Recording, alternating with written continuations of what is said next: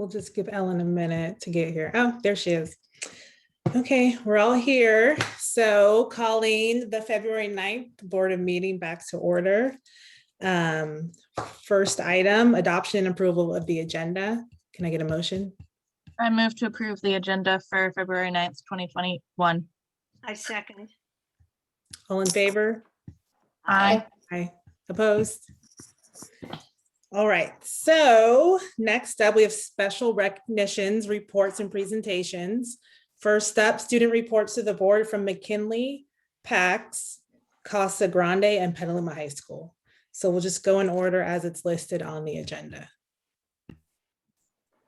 I'm just going to add all of the presenters. Okay.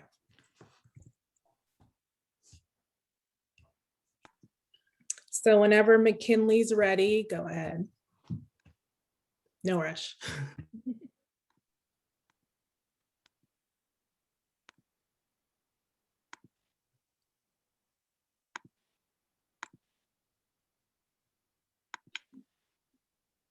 Hi, Elise.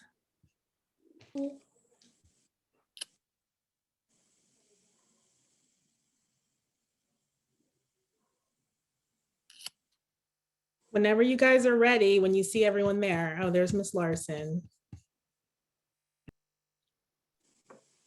And I will share my screen with your presentation.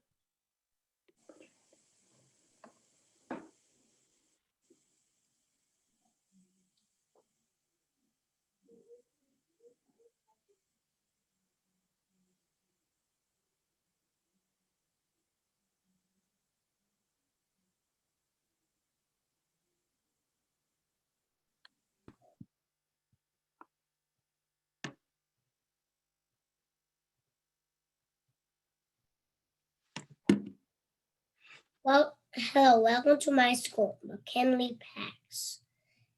Bienvenidos.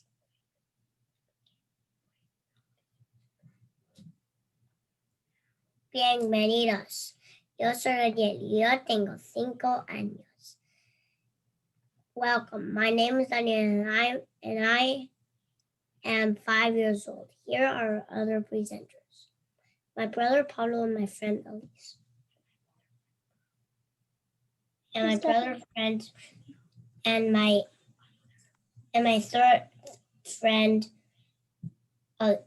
Pearl. We started off the year in class, okay, not really. A team of parents and Mrs. Lesson thought it would be fun to have all 520 students sitting in the chairs of their classroom. Mrs. Lesson got the idea from watching professional baseball games and decided that the teachers needed the same thing. That's great. Our classroom looks a little different now. Let's take a look.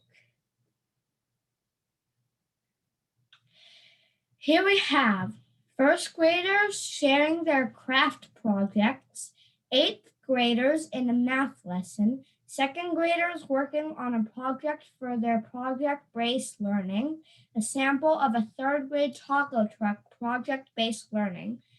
4th grade made ABC literature books. As a 4th grader, I enjoy projects in class where we build models and do research to learn and share knowledge, such as Genius Hour.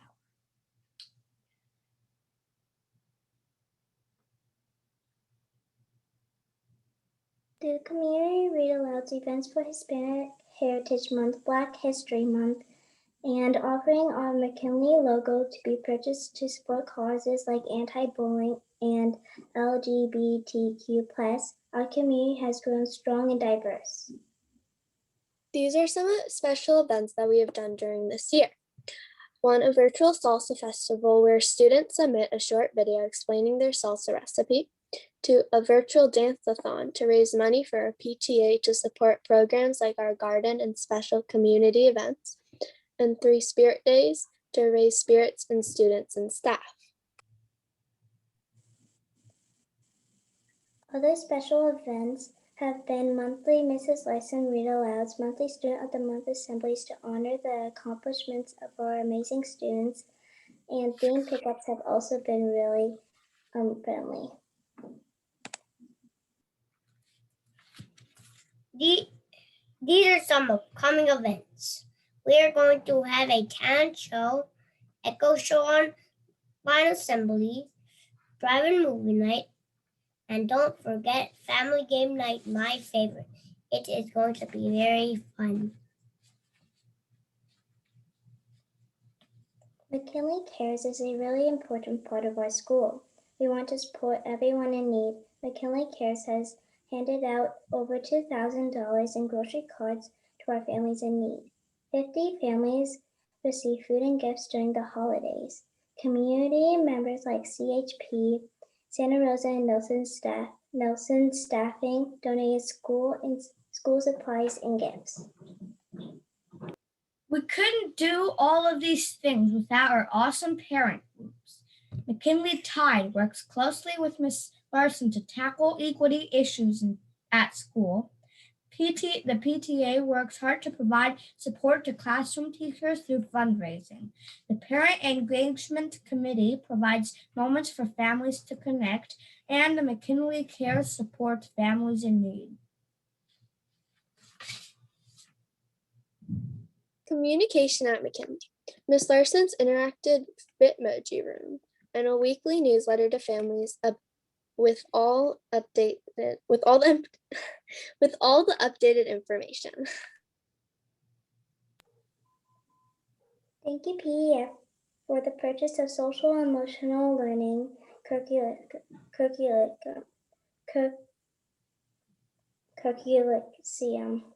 It is called Character Strong and focuses on character traits. My sixth grade class is currently using it. Thank you for your attention. Good job, guys. Now I want salsa. Who won the salsa contest? I'm not too sure. That's okay. I'll come next year and eat all your salsa. That was fabulous. Thank you. That Thank was you. What great. good hearts you have. All right, thank you, McKinley. Next up, oh wait, was that Petaluma? That wasn't PAX, sorry. Thank you, McKinley. Next up is PAX. Ani, was that both McKinley and Pax? Was it both of them? Okay, I'm sorry. Both of them, yeah. Thank you, Okay. McKinley and Pax. I see Charlie there, so it must be time for CASA. Whenever you guys are ready, go ahead.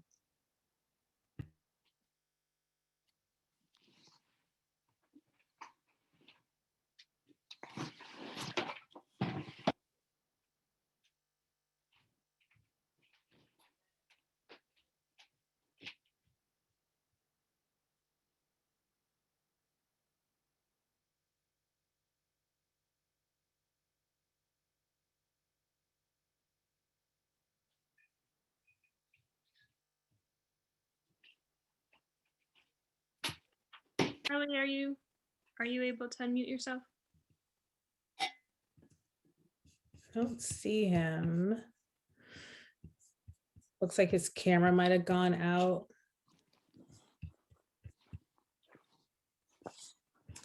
Okay. While we're waiting for Charlie to get back on, we can go to Petaluma High if you guys are ready. I think Charlie might be back. Okay. But Yeah, sorry about that, everyone. My computer, as soon as I rejoined, my computer did all this weird thing, so I had to join from my phone. But No. I'm here. Perfect. Let me see. Perfect. So hi, everyone. You can see me and hear me perfect. I'm Charlie Sabella from Casa Grande presenting tonight, and we're all ready to get started. So first at CASA, we're showcasing our Art3 students, which challenged creativity to create postcards. So as you'll see here, Miss Josie Richter's Art3 students were given 2 postcards and an hour to create inspired pieces from the postcards. And if you look super close in the works, you can see the postcards and how they extended out from them. So those were cool. Those are gorgeous. Yeah.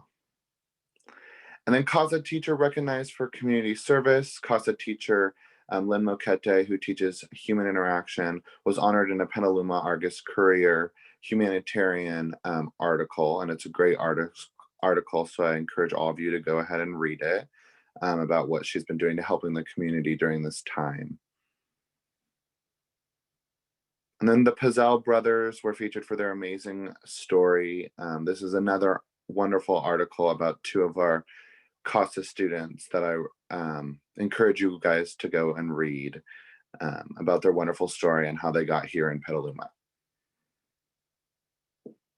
And then our virtual Halloween and holiday celebrations. So the ASB student government class held both of our annual Halloween costume contests and our annual ugly sweater contest for students to post online on Padlets. And these were some of the costumes that we featured here tonight, but students were able to dress up like they would at school in their spirit costumes, and it turned out great. And then our gratitude jam board. So Miss Hatchflitch English 10 class posted on this jam board to put things that they were grateful for. And you can check out some of the postings from her classes.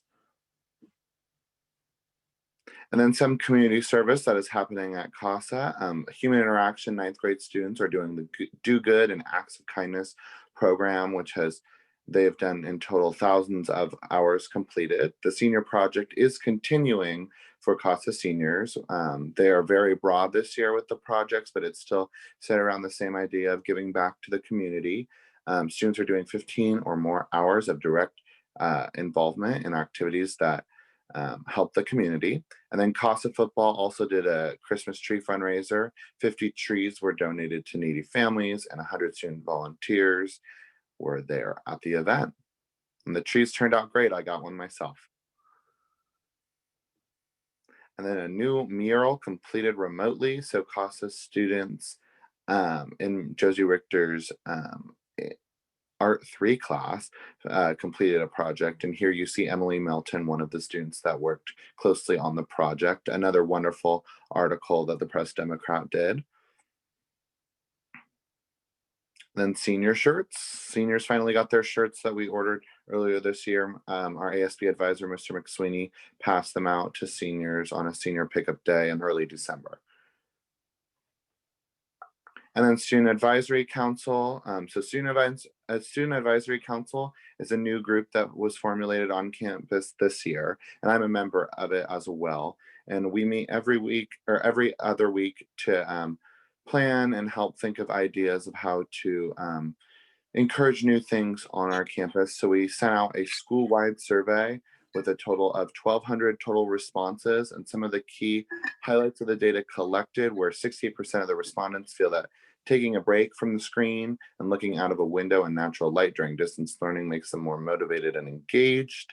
And 64% of the respondents feel that after each assignment, teachers should give a break or pause to check in with students on their progress and adjustments to due dates as needed. And that was from a question that was saying, what could we maybe change about distance learning to make it more able for students. And then athletic updates. Season 1 began on February 8th. Some sports are able to get back into conditioning, and all are looking forward to doing some sort of involvement this year.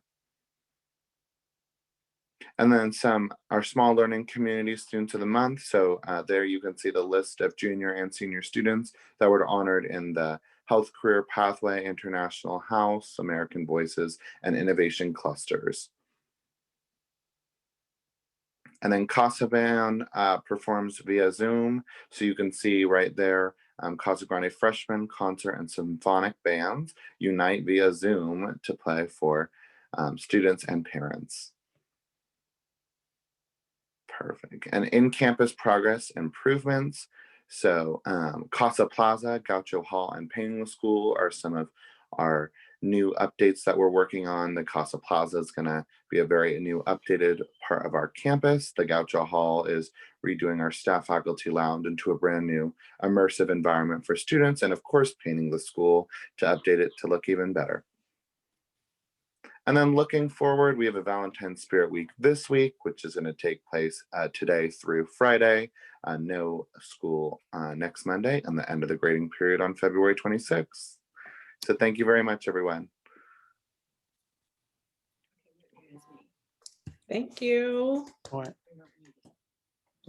All right, next up, we have Petaluma High School.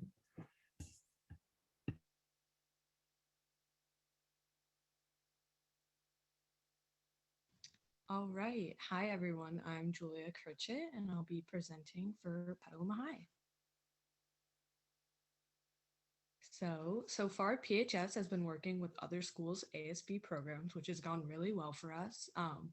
Our teachers in class collectively really think it's important to hear from other students from other schools who may have different faculty members that take a different approach to distance learning and how the students in their student body are participating either in virtual events or just keeping the school's morale up as a whole. And in January, PHS hosted the meeting and discussed self-care and wellness for students during distance learning and how they've been taking care of themselves. PHS is still doing our annual and popular Purple Friday. Purple Friday is just probably the most prominent spirit day that we've ever had. It's every other Friday on A days, and it's for staff and students to just show their PHS spirit. And so far, PHS has had some small cohorts on campus, which has been successive. First, it started more with students who may need more tech support and extra assistance learning. And actually now PHS band has begun practicing outside while social distancing with masks. So that's really exciting for them. And then our PHS Student Advisory Council also, similarly to CASA, sent out a survey that had around 800 replies, which gave us a good insight onto what students are feeling and how teachers can better reach out to them. We also had our first Dine and Donate of the year, which was really important to the ASB class because since there can be no more of the typical usual events that ASB puts on to generate revenue for our class and grades, which usually goes to the prom for each grade, we decided to do some Dine and Donates so that it could be virtual and people can decide if they want to support or not. And then we also had a Winter Spirit Week that was great, and students direct messaged their images of wearing their sweaters, their pajamas, their holiday hats or socks and flannels. And yeah, it was really nice to see students and staff participate. And this week, the 9th through 11th grade students in ASB came together to create small goodie bags for the seniors this Valentine's Day that we can pick up from Friday, on Friday from 1 to 3 before our 3-day weekend. Thank you.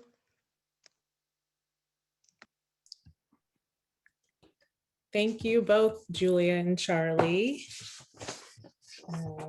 All right, so next up, we have a presentation from the Petaluma Educational Foundation.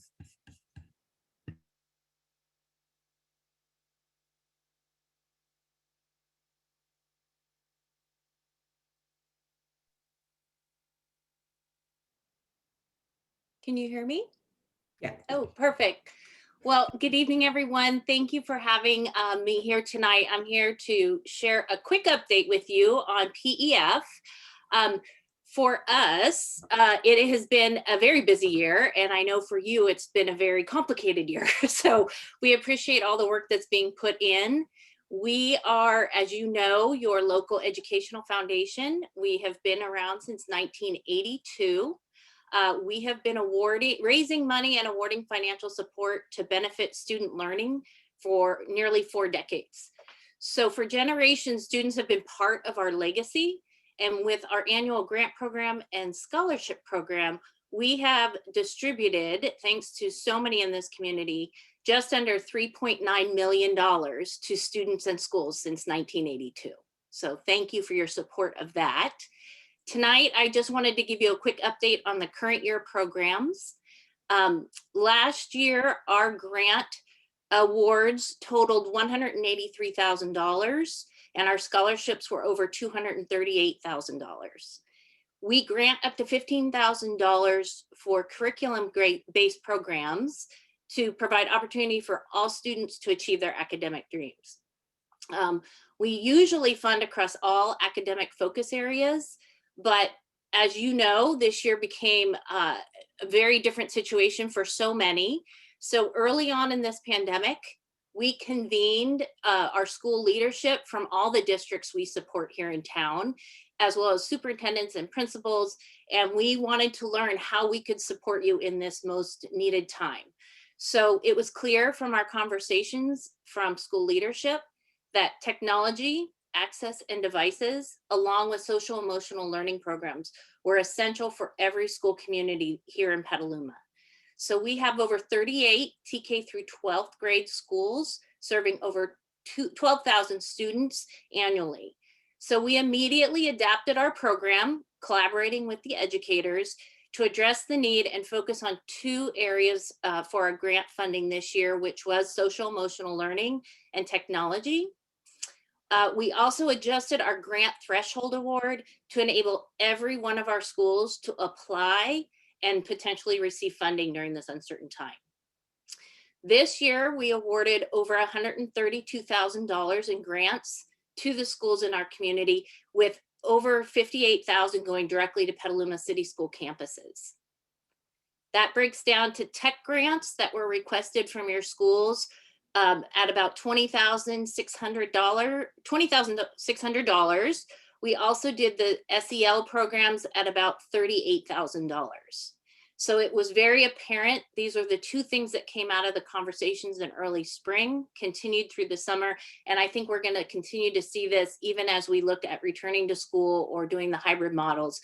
These two areas will be of continued need for all of our grade levels. So to move on to our scholarship program, which is current at the moment, we would like to just share with you that last year, we were able to award, there we go, over $238,000 to 227 seniors from the class of 2020 to all 7 Petaluma area high schools. That is the comprehensive and the alternative settings. So we had a total of 366 scholarships from 77 funds that we manage. And that brings the grand total since 1990 to over $3.8 million awarded to graduating seniors. This year, our scholarship portal is happening now. It is open. The deadline to apply is tomorrow at 9 p.m. This has been open for a month, and Katie Verke, our very dedicated program director, has been working with school counselors, career and college staff, as well as principals, to make sure all the students are aware of the opportunity. It is for students who plan to go to 2-year, 4-year, or vocational programs after graduation. So please encourage all the seniors you know to quickly apply, because money is available for them to pursue their dreams. We're very proud to be able to be that vehicle with our donors to make that happen. And just lastly, I would just like to say we are actually hosting a free school supply giveaway next week for teachers and students. Fishman Supply has partnered with us, and they have a huge supply of papers, binders, file folders, pens, all sorts of supplies that we'll be giving to teachers for them to use, as well as to take to the students they've identified as needing supplies as they start the second semester. All of us at PEF are incredibly proud of the collaborative work we do with your district and your team and all the school districts here in Petaluma to be able to really help our students succeed and follow their dreams. So I'm happy to answer any questions you may have, but we are just very, very proud to be able to contribute in this way and work with our partners to make sure our students are supported. Yeah, I just want to give my kudos to your program director. I've seen way more publicity for the scholarships than I have in the past. So I'm hoping all the young folks will take advantage. Yeah, we have quite a few who started and we have some that need to finish. So we are doing a big push today on social media. But yes, Katie Verkey is involved all year long promoting the program to our schools, but really concentrates from January through April to make it all happen. So it's incredible. It really is. Thank you, Maureen. Sure. You guys We are, oh, sorry, Ellen. I just said you're amazing. Well, we're very lucky to have the support we do from educators and districts as along with our community members. But I will say, you know, we were anxious, as I'm sure you all were back in March and April, to see where this a year was going to head. And it really came out of conversations with principals and superintendents on what was needed.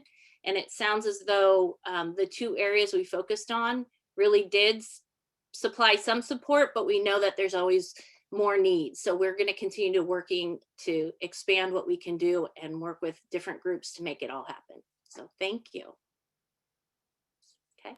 Thank you. We appreciate your flexibility this year and adjusting to the needs of the community. So thank you very much. Well, we've heard it a lot, but we are all in it together. So, and we're going to be in it together for a little while longer. So I think we'll figure it out. So, but thank you very much. Thank you, Maureen.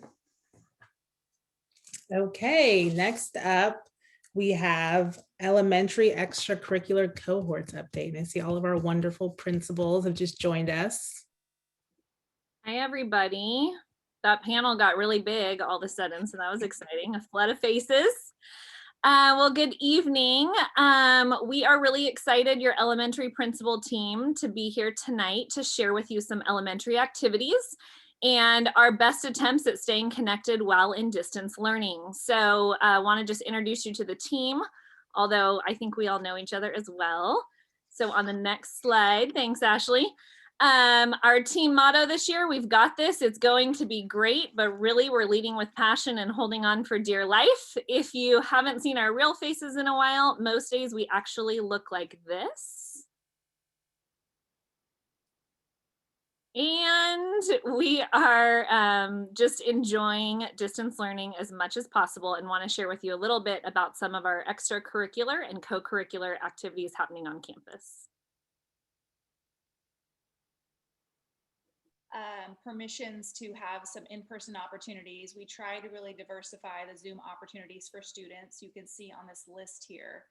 And as we move into spring and are looking to bring small groups on campus, some of these are perfect for that. They'll move right onto on campus seamlessly.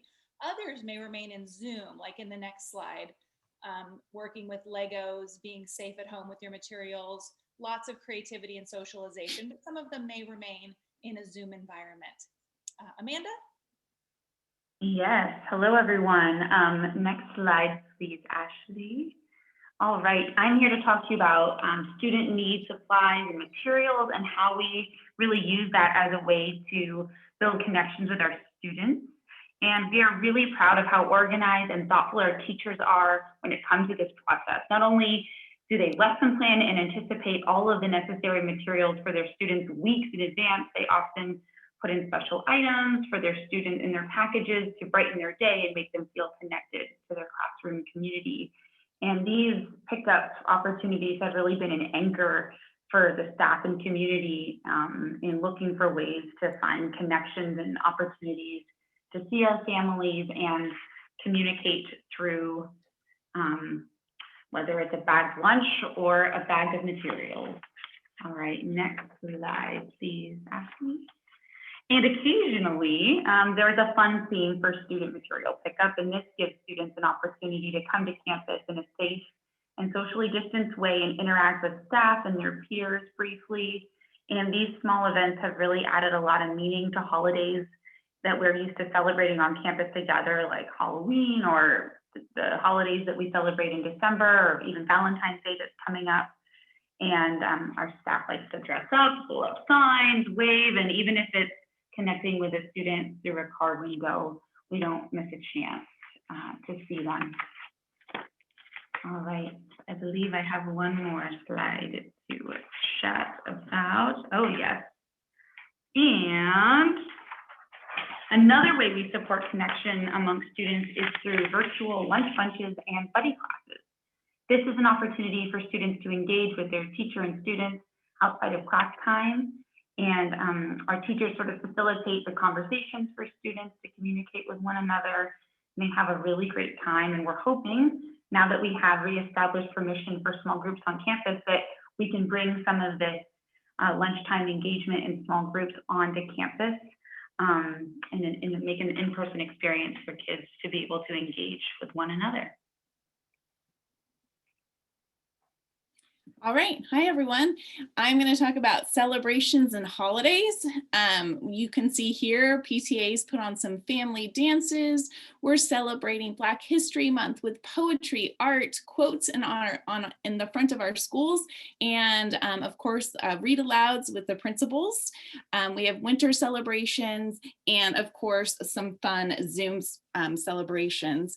We had a live DJ come to one of our schools, and they had song requests, and we celebrated other holidays like Dia de los Muertos. Next slide. We also find that it's really important to involve our community. So as you can see, we have had donations from the Redwood Empire Food Bank, and we've given donations to these corporations as well. We've had online book fairs through Copperfields. We've had Dine and Donates to support our local businesses. And we've even had some show up onto our campuses. We've also celebrated and made sure to take care of our essential workers, thanking them for all the hard work that they've done for our community.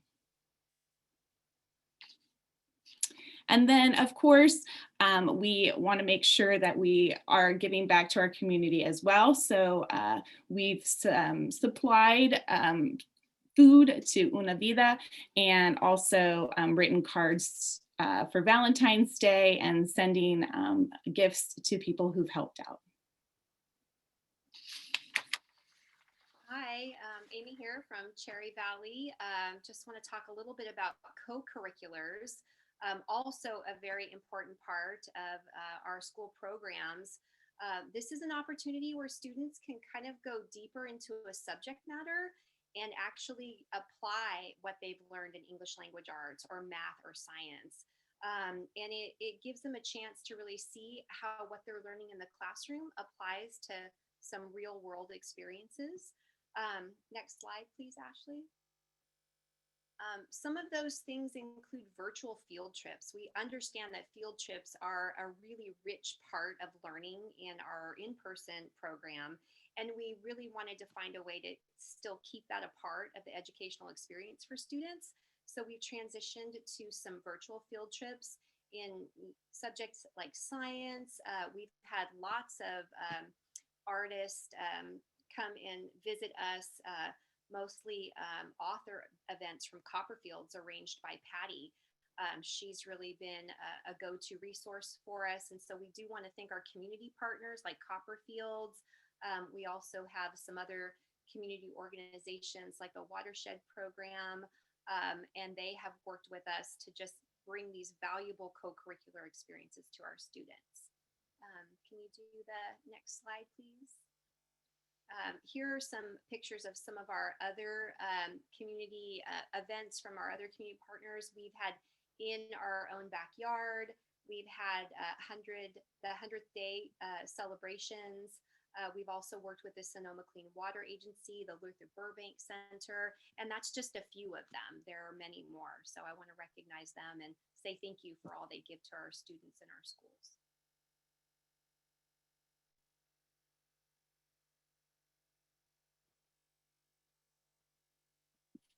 Enrichment activities are such a motivator for our students. We tried launching enrichment activities at the start of the year, but everybody had had too much Zoom.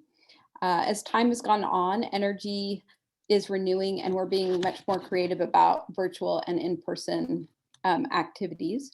We have virtual talent shows, art docents, teacher-led art lessons, musical theater, marimba, recorder lessons, all happening right now and planned in the coming weeks.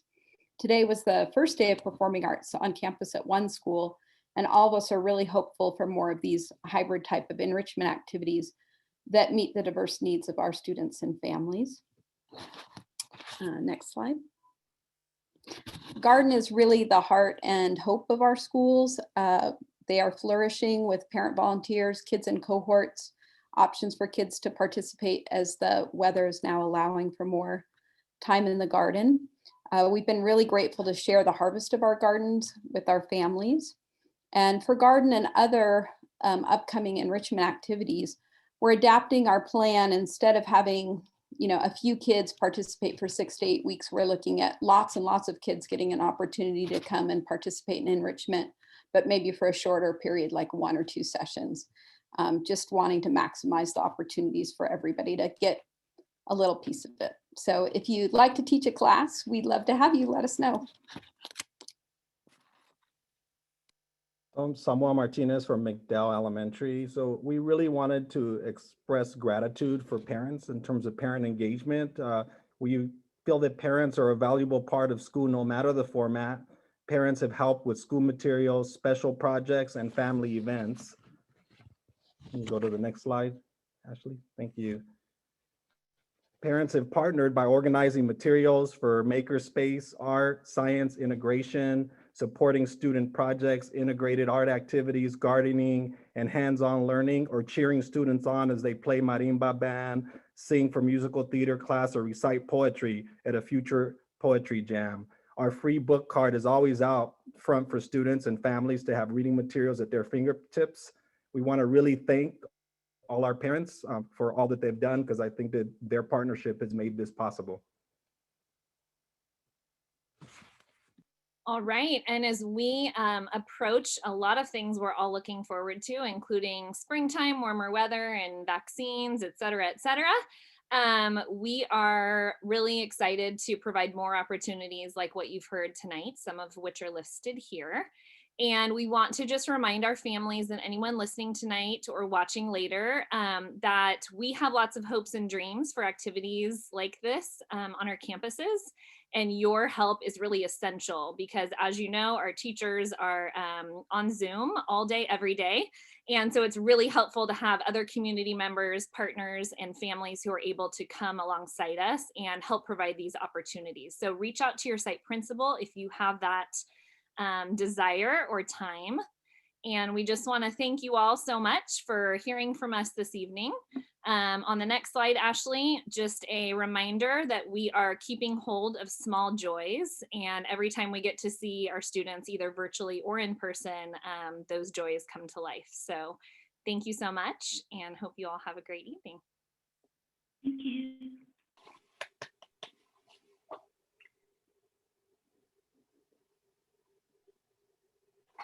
Thank you so much. Thank you. Wonderful. Can I ask something of our principals that just spoke?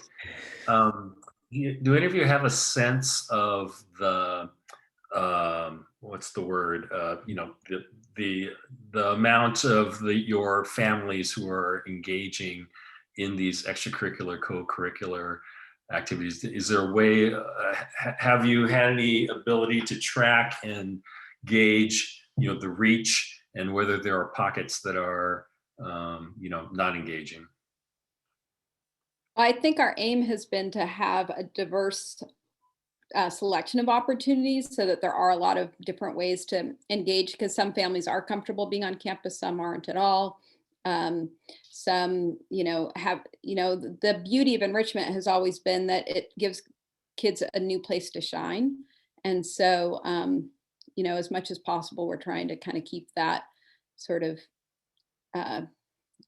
idea in place. But maybe folks can speak a little bit to the number of, we're not taking roll at the different events, but we are seeing, and we are adjusting when there isn't involvement and kind of questioning. So what can we offer next that might be more engaging?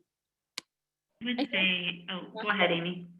Mine's pretty quick. Mine's just that at least at Grant, there's an eagerness to have interactions and presence on campus. So those events are very well attended. And I have Zoom events and sometimes people join me and sometimes they don't. But I think I can just say that the general interest and enthusiasm and motivation comes from the opportunity to even walk down the hall and see holiday lights or something like that. You nailed it, Gray. I was just going to add that I think there's some events that lend towards specific grade levels. So, you know, there's events where like everyone can access, like Kona Ice, you know, a sixth grader is going to like that as much as a TK student, maybe not as much as the staff, but, and then there's, you know, sometimes we're surprised at read alouds where, you know, when we're doing read alouds, I sometimes would tend to think that would be more of our primary students, but it's been really neat to see some of the older students with their families as well and siblings. So it kind of depends on the flow of their classes as well. We've had events where I thought no one would come and there were 80 people, and then vice versa, where I'm like, this is the big one and there's 5. So it kind of ebbs and flows with what they have going on with their family responsibilities too. Yeah, I would say one of the most, you know, kind of look forward to events are those themed material pickups. When we make it, you know, an opportunity for students to see their teacher, and we schedule the times where they might cross paths, you know, even if it's just in the car with a classmate, to see them wave and to get excited, and even if it's just for that social connection is really what we're going for with those types of events. And so we've been very strategic about how we schedule those to make it work for families, as many families as possible. And I think the feedback that we're getting is really positive, and they want to make sure that every time, you know, we have a big pickup, that, you know, it's that same experience for the kids to connect with teachers and with peers. So.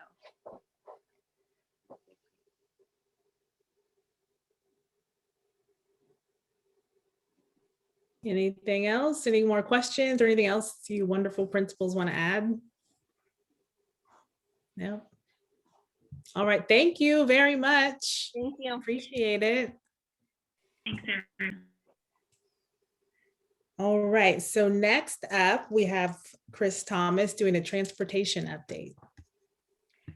I don't know how it is that I follow things like the principals giving an update on what kids and families are going to do, because I don't know how I can compete with that. So anyway, but we're going to try. I would like to introduce Marcia Short, who is our Director of Transportation and Fleet Management. She is here with me somewhere here. Yes, there she is. Is it Marcia? There you are. Yay, Marcia. It's the first time I've seen you on camera on Zoom. Anyway, so Marcia does an amazing job in our transportation department, and she's gonna we're gonna go through the slideshow, and she'll be adding some commentary. And also, if you have questions and you want to interrupt us, say, hey, I've got a question about the fleet. Either Marcia and I will jump in and answer. So with that, okay. Everybody can see this okay? Good. Okay, so our team. I just introduced Marcia Short, our Director of Transportation and Fleet Management. We have several positions out at our transportation department. I'm going to let Marcia kind of walk you through them and name, you know, who our senior secretary is for transportation, for example. Marcia? So our senior secretary is Denise Hernandez. We have an open dispatch position. We have 6 bus drivers, Mo Ford, Gary and Lana Gould, Phil Clark, Peggy Beauvais, and Lindsay Jacobs. Our substitute drivers are Stephanie Corda, who recently retired as our dispatch, and Wendy Long. We also have Guillermo Magana.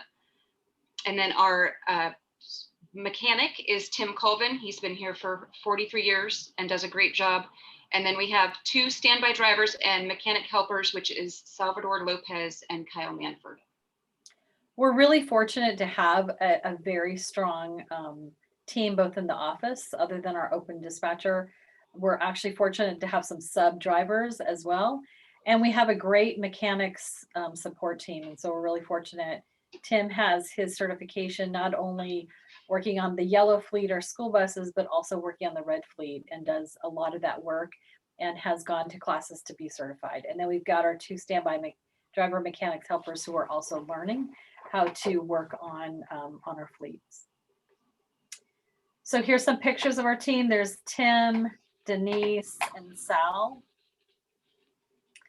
More members of our team. Marcia, do you want to name some of these folks? Lana is in the bus. Her husband Gary is standing next to it, and then she is also in the other bus out the driver's window. Bus 16. Yes.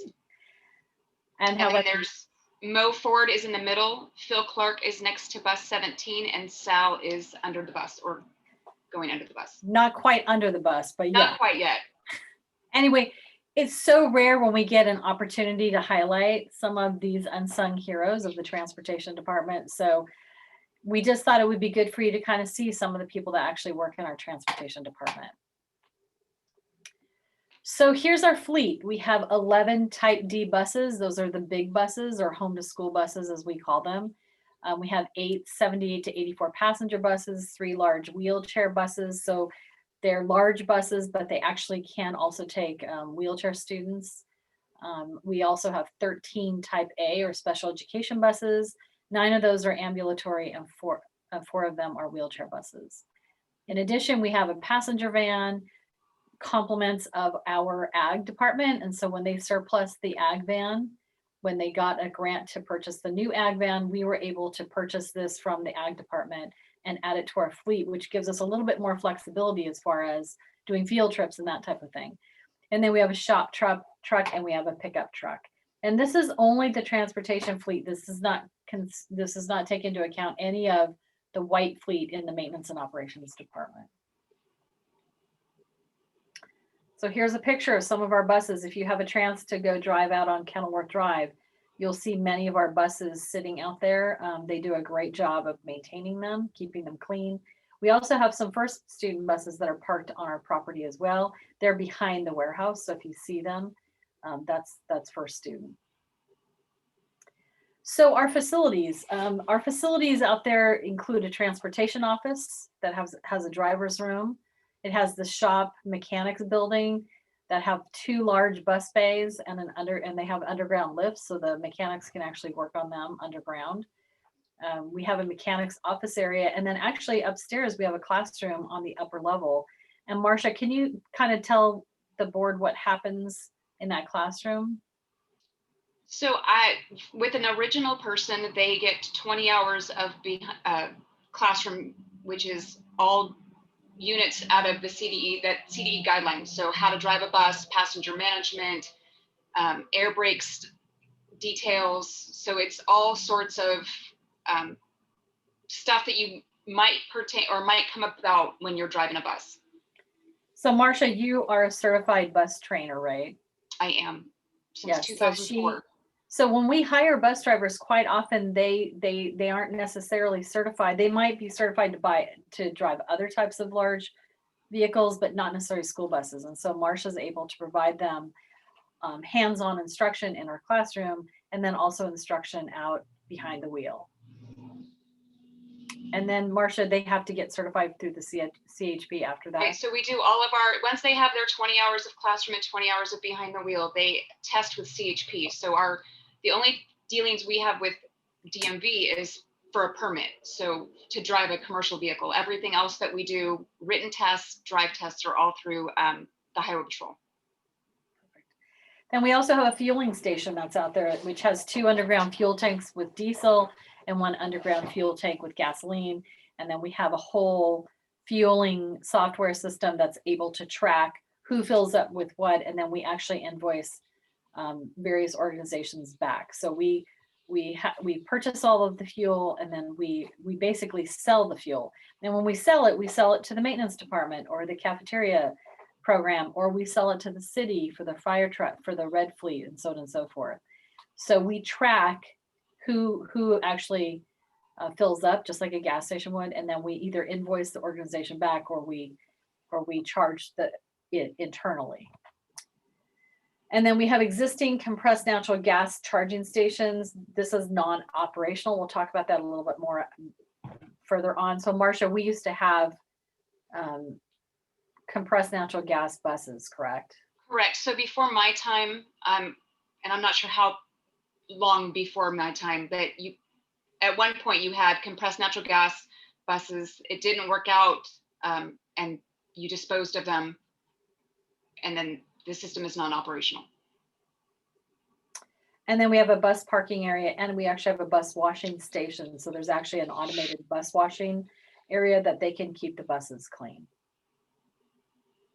So how is charging going to work for the new electric buses in terms of, where that happens and what We're going to talk about that. Hold that thought. We're going to touch on that when we get to it, but it's a great question. So, but hold that thought if you don't mind. No. And then who do we serve? We serve all of Petaluma City Schools, obviously all of our schools. We also serve the South County Consortium students. So that includes Cinnabar, Dunham, Liberty, Laguna, Lincoln, Old Adobe, Two Rock, Waugh, and Wilmar. Now, we don't serve them every single year. Some students like some districts like Liberty might only have a student this year, but they don't have a student next year. But all of the South County students at these various school districts, we actually provide special education transportation for. In addition to that, we have 3 home to school bus routes. And these are really considered rural routes. So for example, when I lived in Pengrove and my daughter attended Petaluma Junior High, the bus would come to Pengrove and pick her up and take her to Petaluma Junior High School. And so we're still operating that bus today. So we have a Lakeville route, and that primarily serves Casa Grande and Kenilworth.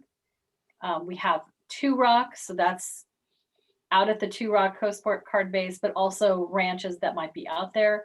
They bring those students in primarily to Petaluma Junior High, Petaluma High School. And then we have a Pengrove route. So these are all primarily secondary routes because again, if you, like when in other districts that I've worked in, you did not have this level of rural community that's actually feeding into Petaluma City Schools and Petaluma Joint Union High School District in particular. Our school boundaries, our district boundaries go all the way past Stafford Lake, just for you to know, in Novato.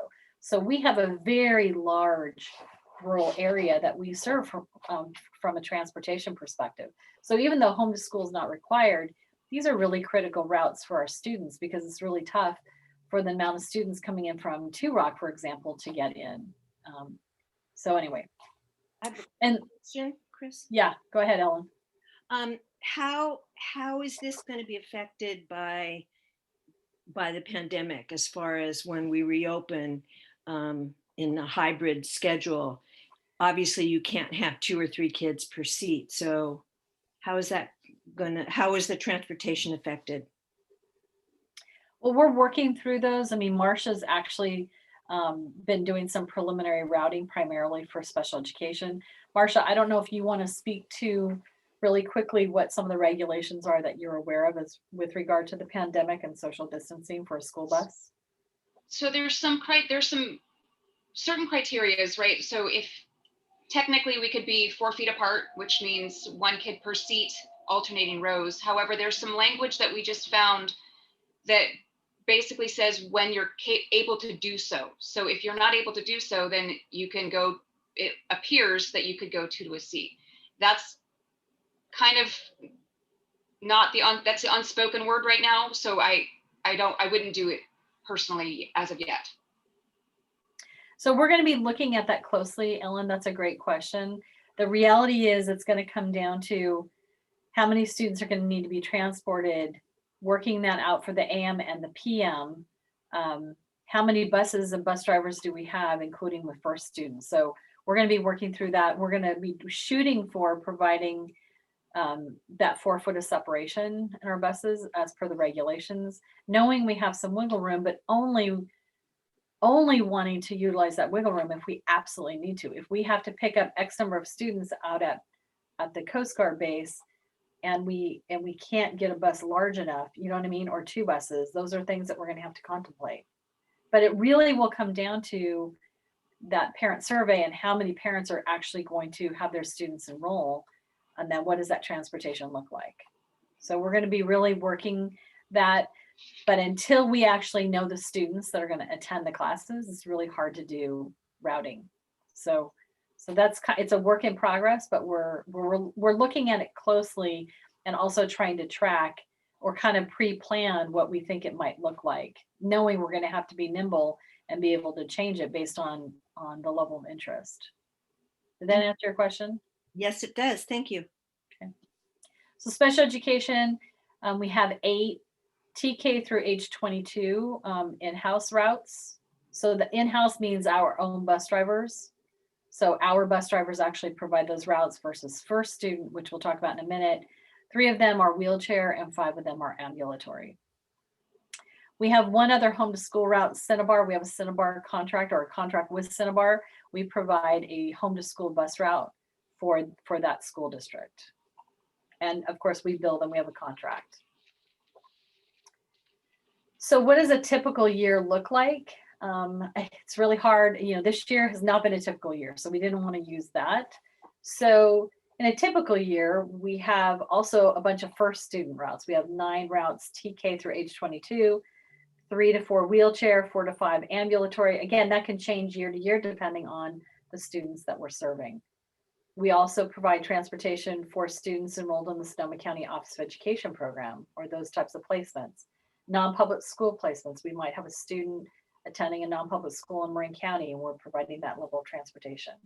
Other placements at various schools in Sonoma County. Again, these are our students, but they might be placed in Roner Park or in a school in Santa Rosa. And we're providing, or Sonoma Valley would be another example. And we're providing that transportation.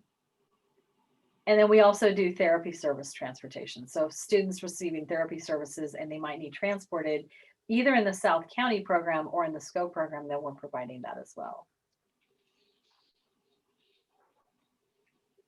So what do the numbers look like? So again, this is a typical year. Home to school, we transport about 145 students over those 3 routes. So Marcia, do you want to speak to a little bit Lakeville versus Pengrove versus Two Rock? Sure. So Lakeville is one of our smaller home to school routes, and it's about 16 kids. Our Two Rock route is roughly 50 to 60 kids AM and PM route. And then the Pengrove route seems to be a little bit fuller. And it runs about 55 to 60 kids in the morning. And then in the afternoon, obviously depending on athletics and what season it is and what sport's going, it could be anywhere from 60 to 65 kids, if not more. And then we're always looking at ways to partner with other districts. So for example, I reached out earlier this year because Old Adobe also has their own transportation and they also provide a Lakeville route for the students that attend their schools out in Lakeville. So we actually started having preliminary conversations about, would it be beneficial for us to share a bus? Like we could transport their students as well as ours on one bus and save them the cost of a bus driver and save us potentially on a portion of the cost for us. So we're always looking for ways that we can partner with another organization. That's an example. And then special education, it's about 125 students.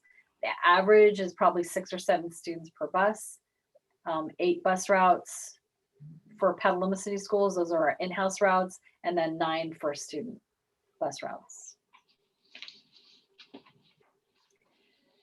Field trips, we also do lots of different types of field trips. We do day and evening field trips. They usually range from 2 to 6 hours per field trip.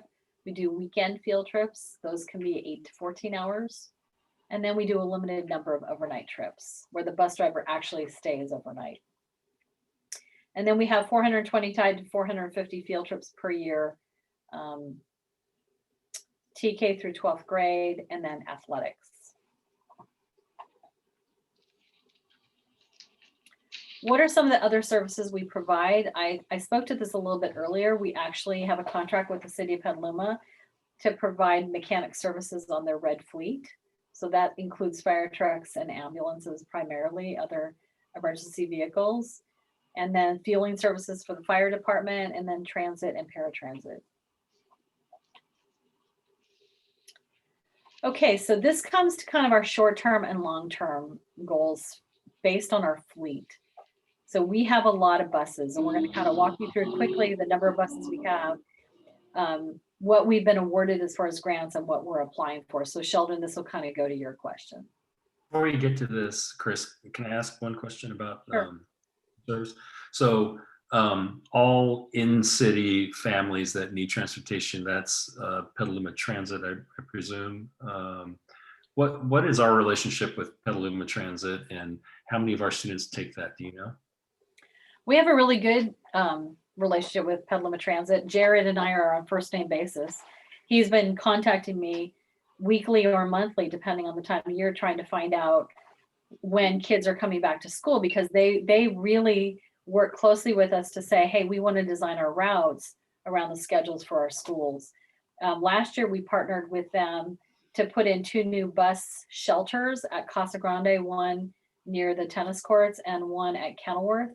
So we paid for the concrete work, the concrete pads, and then they would be ordering the bus shelters themselves to be installed. We worked together on their placement, etc.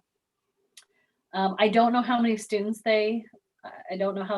I can tell you when my daughter attended Petaluma High School, she took Petaluma Transit because we lived on the east side of town at that time, and she took Petaluma Transit. So many of our secondary students I know utilize Petaluma Transit for that purpose. And But do we I don't know the numbers. Sorry, do we compensate the Petaluma Transit or No? Any other questions before we go on to our fleet replacement?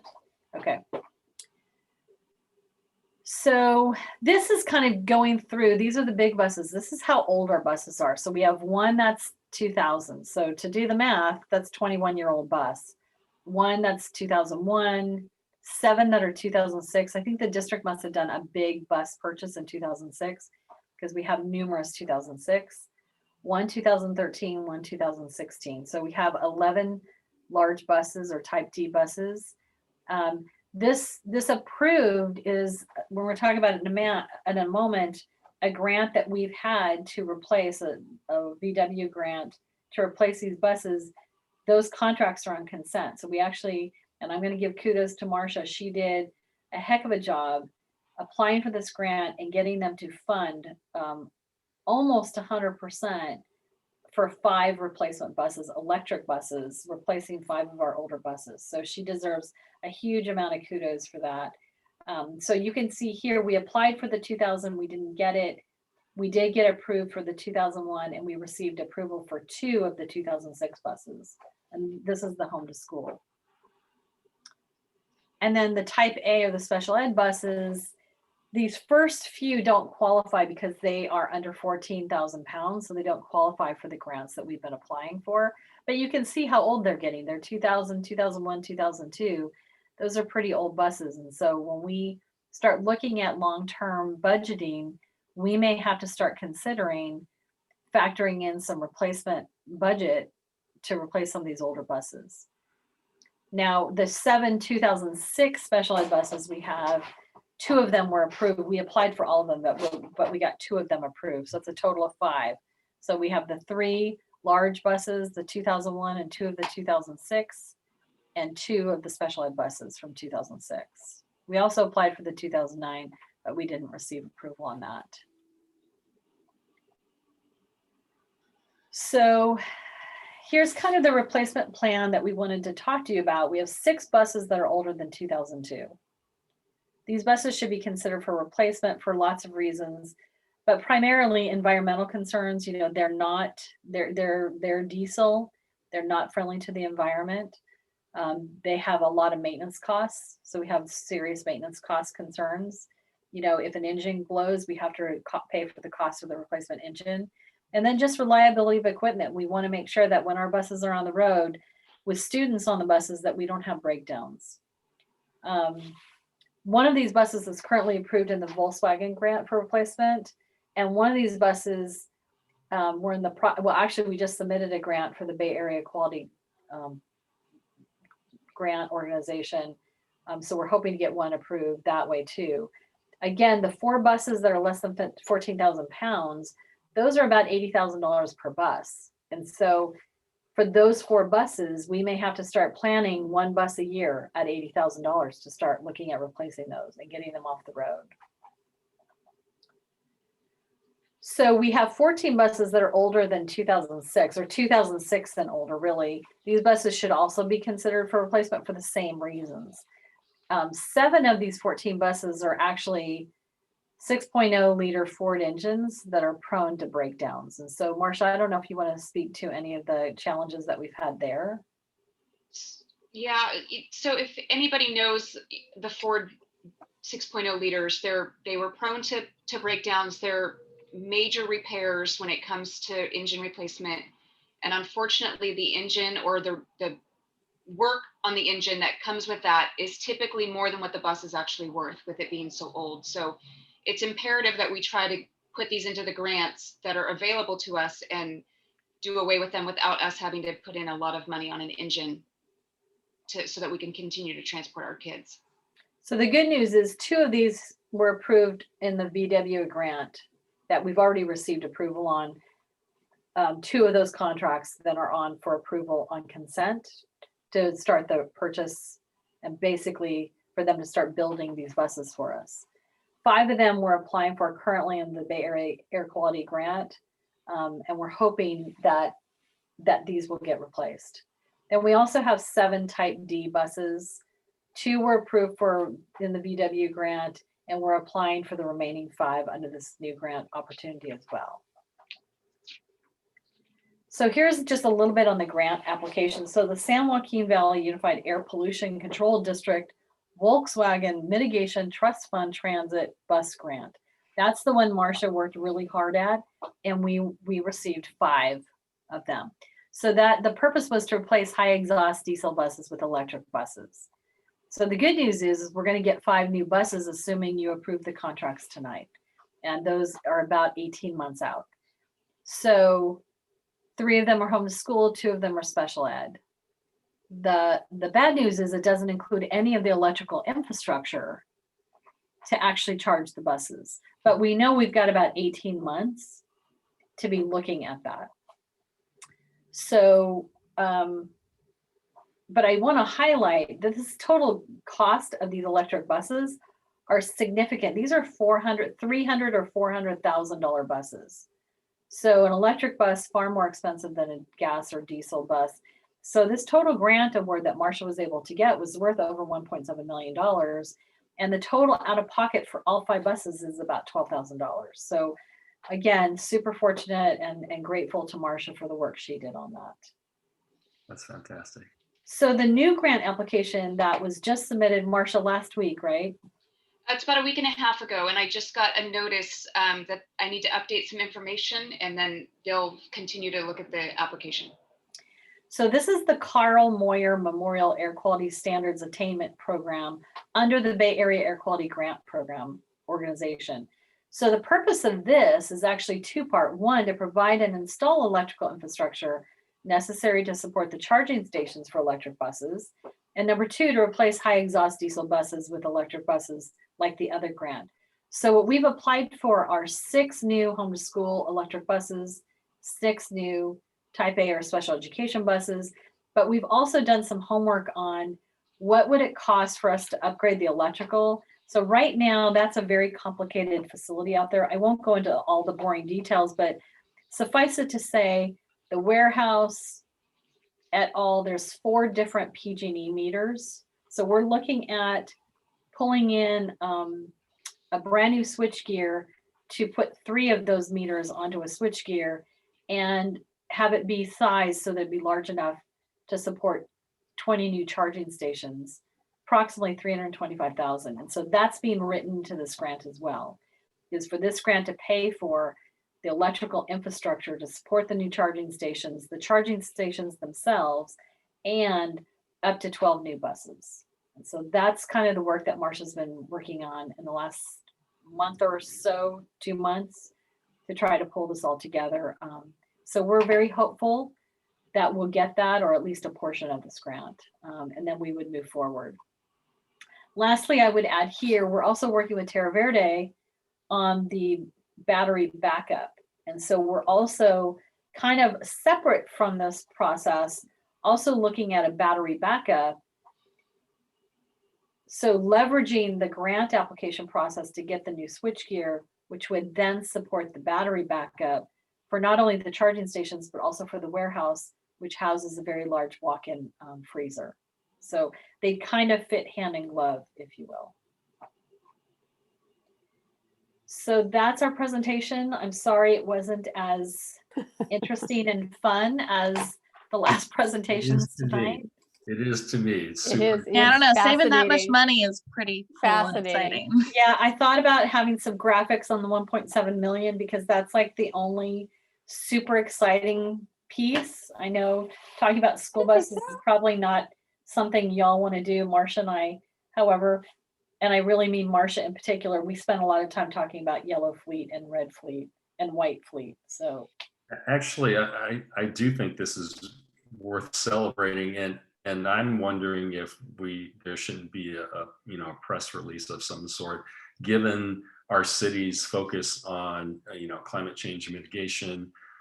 This is an important step. I was trying to figure out in my own head, based on those applications, what vehicle mileage percentage this represents in your year. Do you have a sense for that? I'm talking about the buses that are being replaced by electric. Do you have a sense for the vehicle miles that represents in a year? Marcia, do you have any idea what the average mileage is that we put on per bus? It depends on the bus. Route buses, that are not field trip buses are 11,000, 5 to 10,000 miles.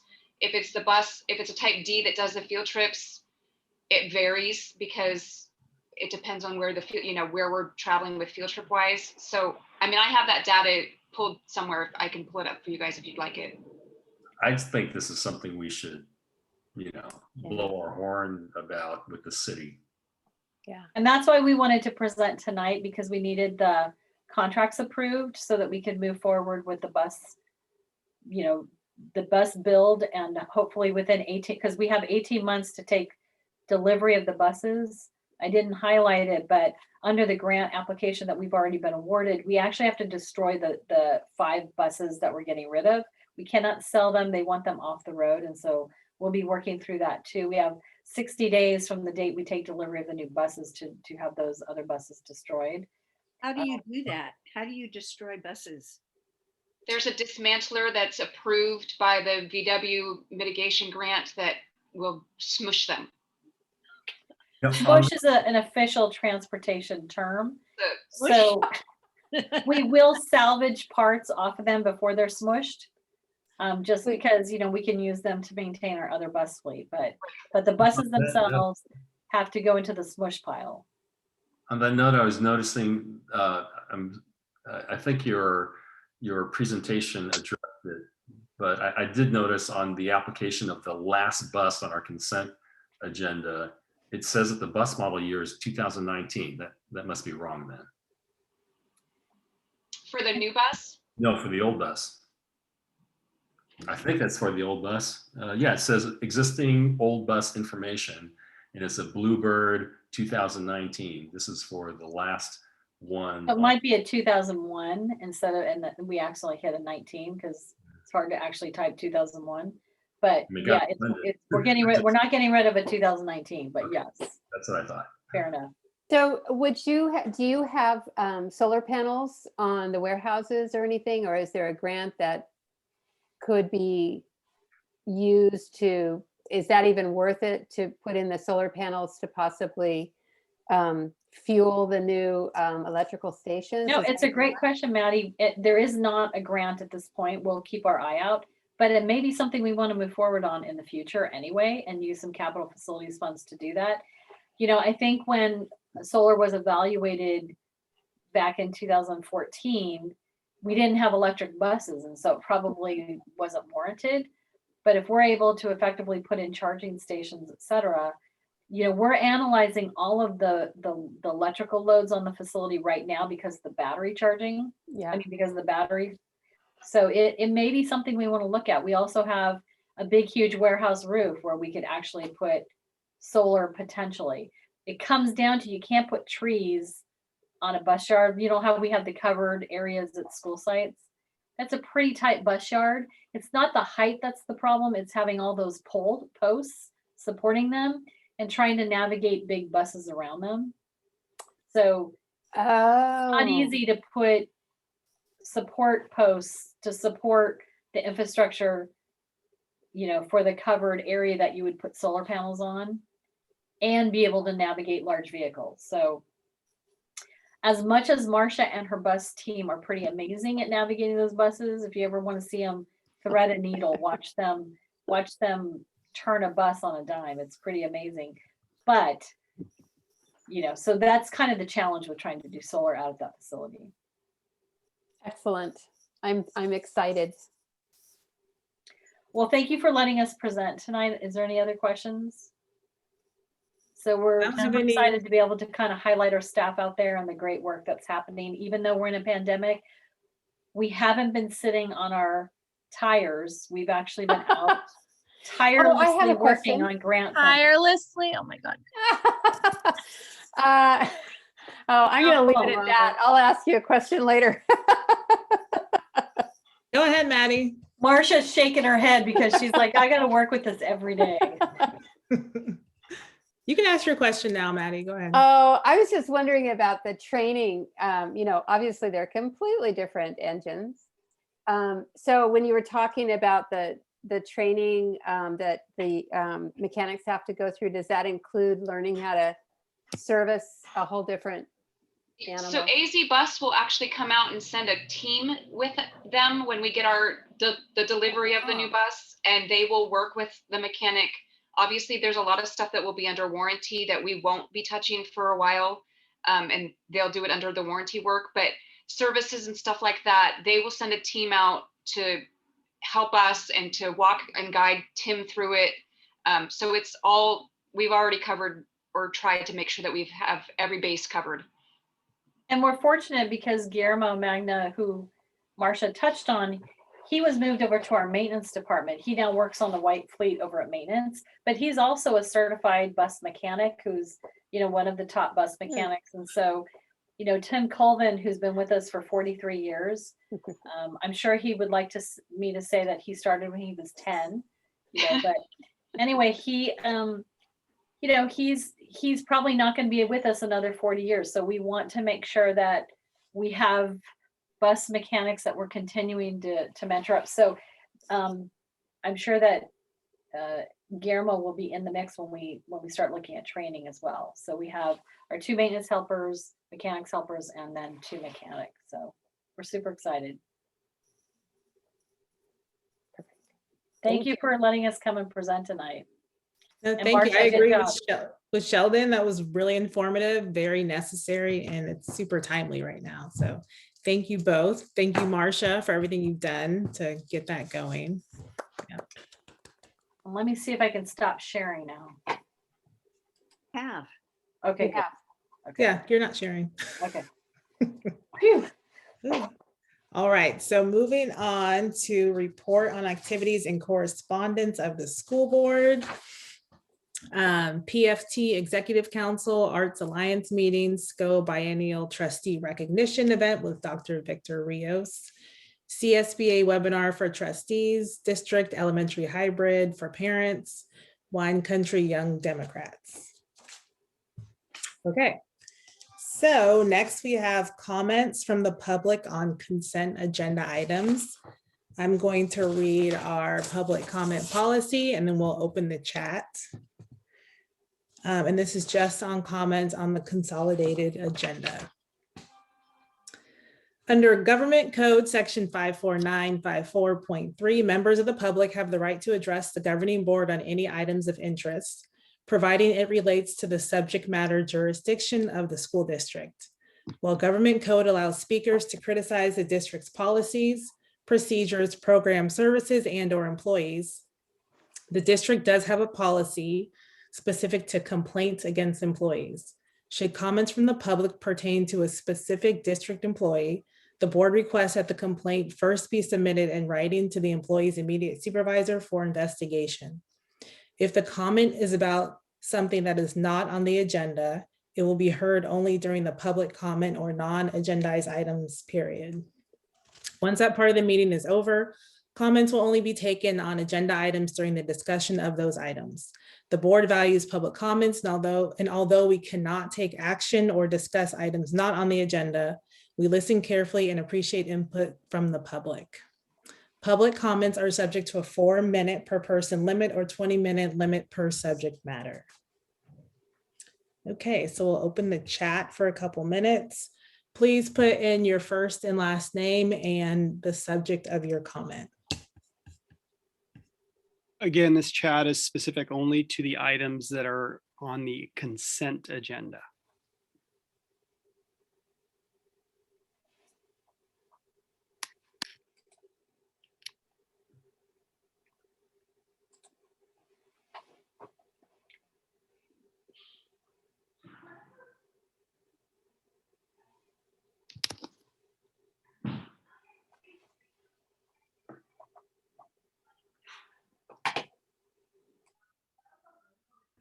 If you could please put the topic of your comment, that would be great.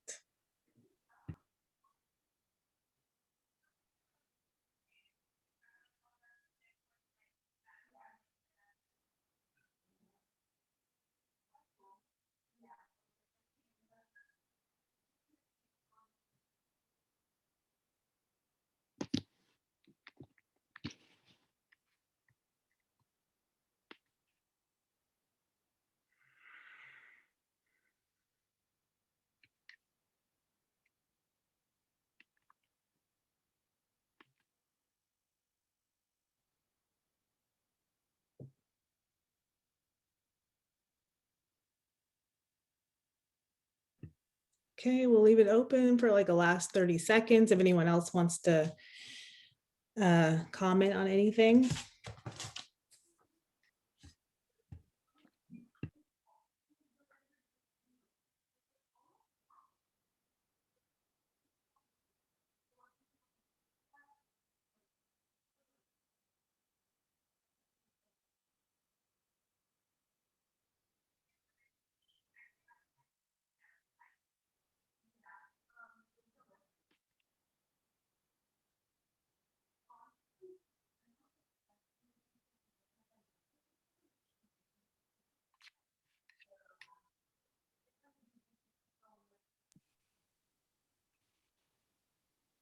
I'm going to close public comment.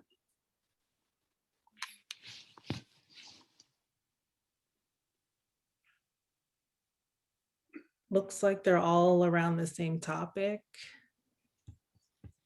So those can come at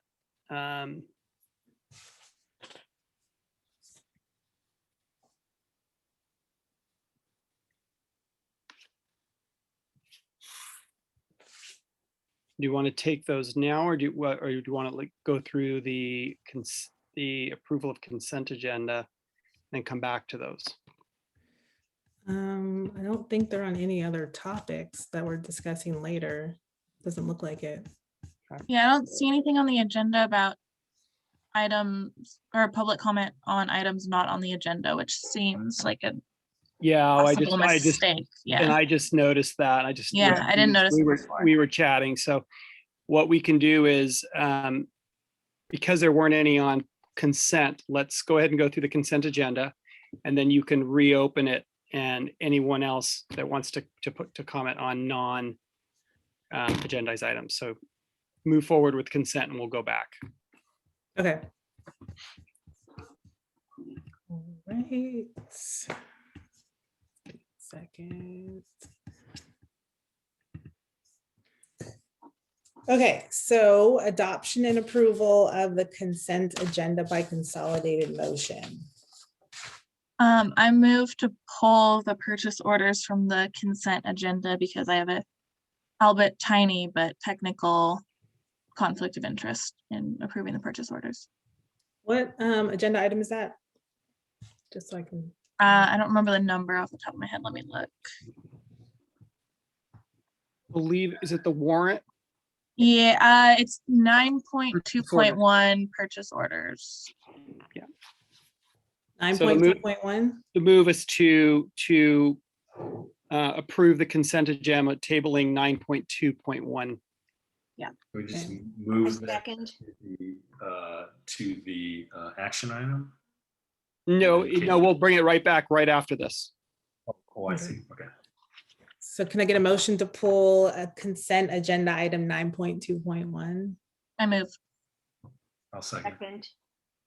All in favor? Aye. Aye. Opposed? Okay, Now you'll go through a motion to approve 9.2.1. Trustee Quinn will be abstaining on that one. okay. Can I get a motion to approve 9.2.1? I move to approve 9.2.1 of the consent agenda. Second. Second. All in favor? Aye. Aye. Opposed? Abstain? Same. All right. So I think I need to bring a motion to approve the rest of the consent agenda. Yeah. Can I get a so mo- move. No, thank you. Can I get a second. second? Okay. Any comments on the consent agenda? I was going to ask Chris to just kind of explain the wonderful electric buses, but that's been done very well. So thank you. And also, I hope those, the principals, I thought it was really interesting reading through those revised school plans and just how they all kind of addressed our requests in different ways. And I did feel like they addressed, the data a little bit more, directly and for their school. So it was interesting. I hope that it wasn't too much. I hope they learned something from it too. I also thought they addressed their needs thoroughly, and I appreciate that.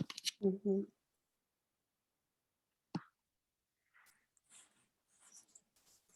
I think we're waiting for it. We have a motion on the table Okay. and a second. It's been done. All in favor? Aye. Aye. Opposed?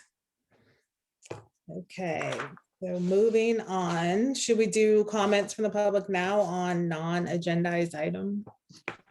Okay, And these will fall, the ones that are currently on here will fall into this okay. category.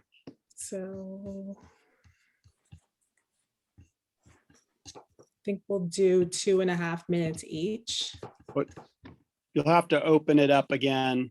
Oh, I think, Ashley. okay, let's reopen the chat. If anyone- somebody didn't, if somebody didn't get a chance and they wanted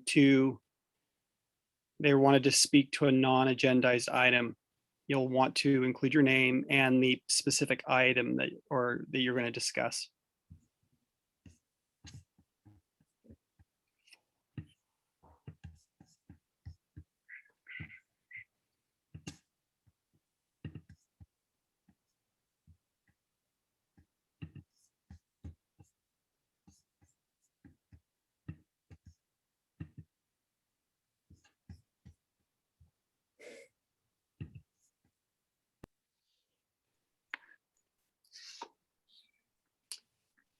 Now, Ashley, I think you can close the comments.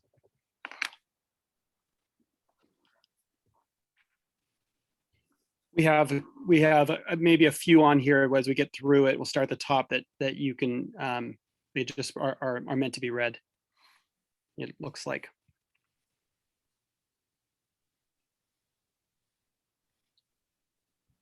I'm sorry, Gary, what was that?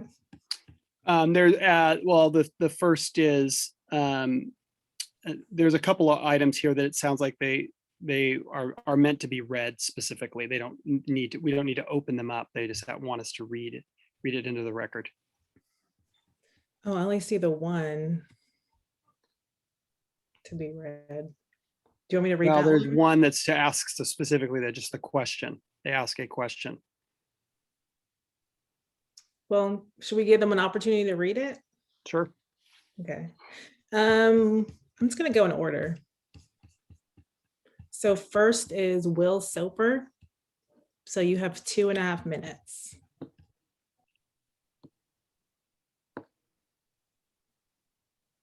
Good evening. Can you hear me okay? Thank you. I wanted to speak just briefly about the future agenda item regarding discipline.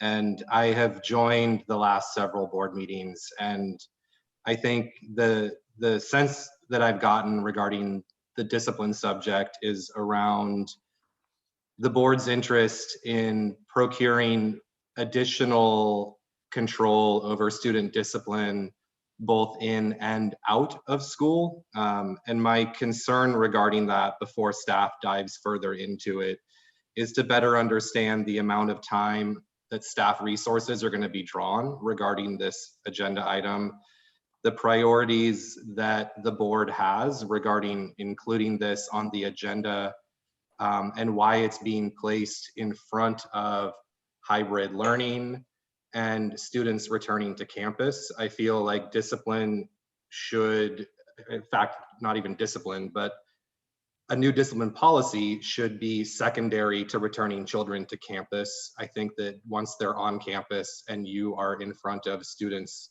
and teachers and administration, that discipline becomes less of an issue than a distance learning environment. As a stakeholder in the district, I'm curious what the cost of this investigation and future discipline policy might look like.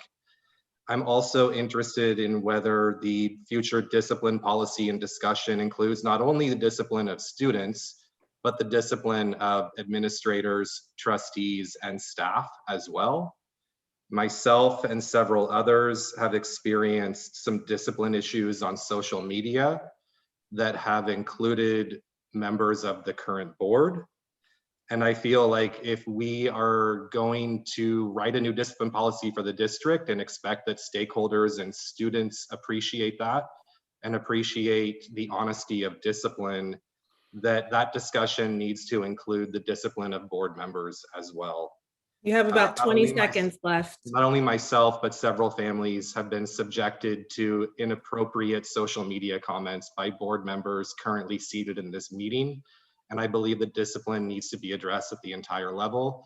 Gary Callahan, you've received a letter from me that you haven't responded to, and I would appreciate a response. Thank you.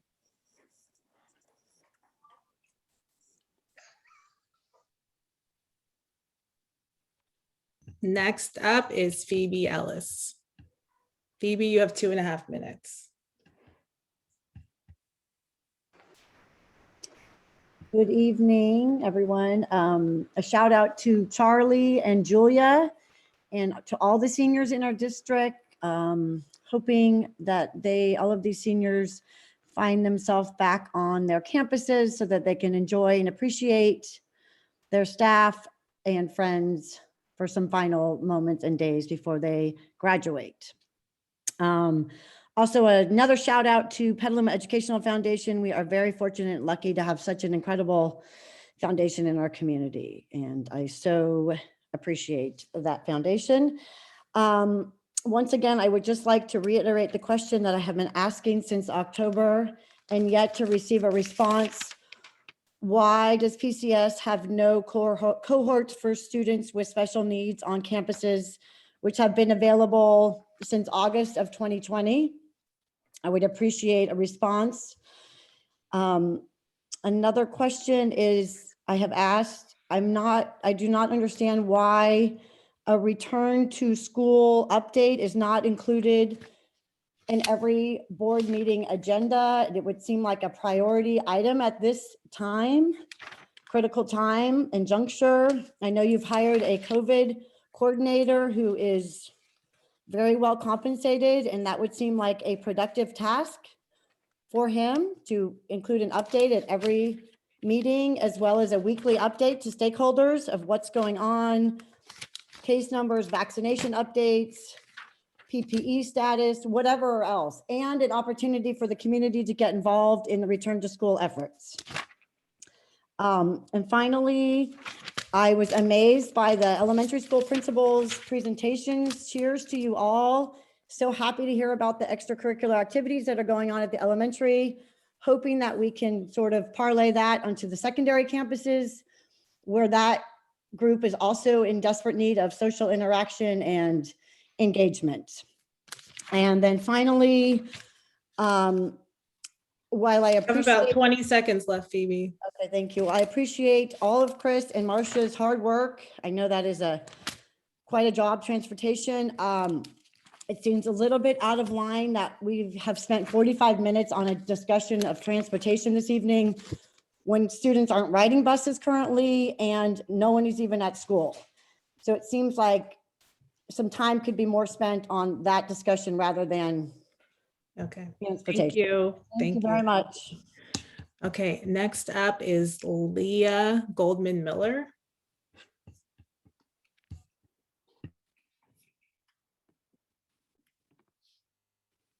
Hi, sorry, good evening. I'm commenting on, would like to add my, express myself about reopening schools as well. School is essential. Teachers are beloved essential workers. As a teenager and daughter of an art teacher, I proudly drove a car with a bumper sticker stating, "It will be a great day when our schools get all the money they need and the Air Force has to hold a bake sale to get a bomber." My eldest is a kindergartner and I am seeing the trauma every day of not being able to socialize and be stuck on a screen for almost a year. As Newsom likes to say, we can't let the perfect get in the way of the good. They need more. The number of cases are declining so rapidly, we must get into gear to make plans for the youngest ones to be able to return safely. Not if, but how to make this work for teachers, kids, and parents. I hope that going forward, teachers and mothers will never be as undervalued again. This time has been a major lesson in how desperately we need each other and how connected we are. We are shriveling away without contact, and now all signs and science are showing we can begin again safely. We can't hesitate. I am proposing taking a week or 2-week break, even prior to spring break, to allow either just TK and kindergarten, or even more wonderfully, TK through 2nd grade teachers to plan for returning. So much of this time has been in survival mode and to insanely manage a full online learning school experience. This time taken could then be added at the end of the school year to meet attendance standards. We need to create something to meet the times and needs of everyone the best we can. I encourage what would be considered wild ideas to take care of a growing social and mental crisis. Maybe now we can contemplate hiring more permanent teachers, smaller class sizes, year-round schooling. Saying that you cannot return before being fully vaccinated feels privileged when so many have been working with compromised situations and no promise of a vaccine before returning to work. That said, I strongly feel that teachers need to be at the very front of the line as essential workers. Even if we need to stop again and go back to distance learning, we know how to do that. And I compare it to how good it feels to take a distance walk with a friend or family member every now and then in these times. You have about 20 seconds left, Leah. Thank you. It heals, it recharges our soul. These kids and teachers need to be together, and we need to model bravery, creativity, and resilience to our children. Thank you very much. Thank you for your work. Okay, next up is Nicole Marzo.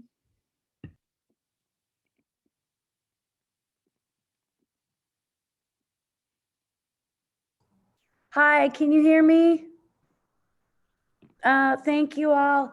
I just kind of, my topic is obviously back to school. Everybody's heard me before. I do want to echo what the gal in front of me said, Liz. The notion of teachers are essential and they are beloved and they make such beautiful impacts on our youth. But the idea that they can stay home and not go to work before they're vaccinated is a privileged point of view. It also comes down to an equity issue, right? Are we being equitable to our students, to the students who don't have internet, to the students who parents have to go to work, to the students who can't hire tutors to make sure that they can pass their AP tests because they're not getting their essential minutes. And teachers are doing their best. So please, nobody take my comments personally. But we're also becoming the island, right? Napa's going back 4 days a week. Marin is in. Solano is back. Mendocino has said yes. Orinda has said yes. All these places are going back to school, not with vaccines. TK through 6th grade in our district could be going back to school in 5 days. Why not us, Petaluma City Schools? That's it. Thank you.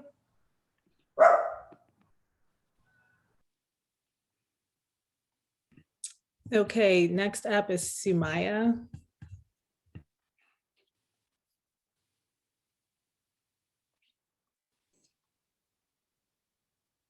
Hi, can you hear me? Thank you. Kind of reiterating the same thing. I'm very worried about our students, especially having a high school student. They're really struggling emotionally, seeing a lot of students out there needing to be in the classroom. They need that one-on-one time with their teachers. They need to be able to contact their teachers more often. They're not getting enough time on Zoom with their teachers. They're having to learn more on their own, getting in there, going onto Google, having to research on their own. It's not enough. With the CDC and the governor and the science, I want to know why our school board and the unions are stepping in the way of what we need to do for our children. Suicide rates are up. We need answers as parents. We can only do what we can do to help our children from home. Why aren't we getting enough from the other side? We need help on the other side also. We need answers. Why aren't we getting these answers? Why isn't the school board giving us answers on what, on a daily basis or on the monthly basis or the weekly basis, saying what the update is or what's to come? We're not getting enough information. Thank you.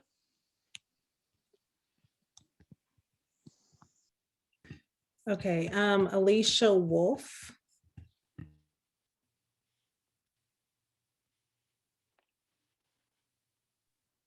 I'm getting the message Allow to Talk is not available because it's an older version of Zoom on theirs. I'll go ahead and read it. Okay, thank you. As the Gary. board consider the recommendations of the CDC and the governor's most recent advisory that schools may be open before teachers are vaccinated. Okay, thank you. Shauna Thompson. Thank you. I am an early childhood educator, long time, master's in it. I am just shocked that a school board, a school district would think that it's appropriate for young children to be distance learning for this long. They don't need letters and numbers. They don't need that. What they need is peers and play. And to see that you guys cannot prioritize that really concerns me as a potential parent of potential students in your district.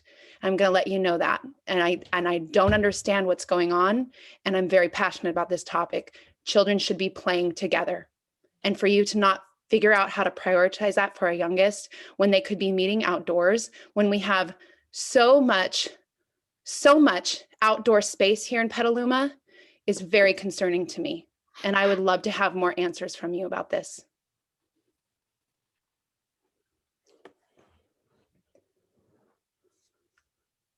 Lastly, we have Nadia Flanagan.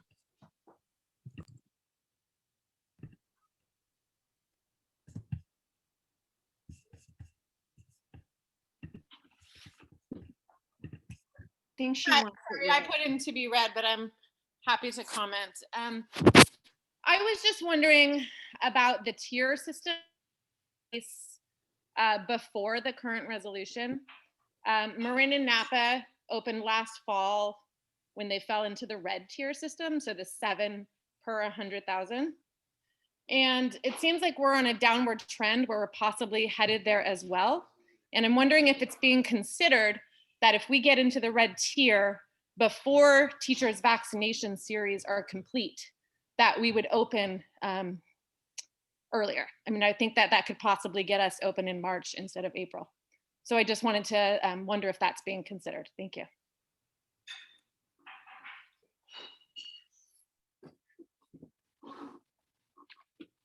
Okay. That's all of them.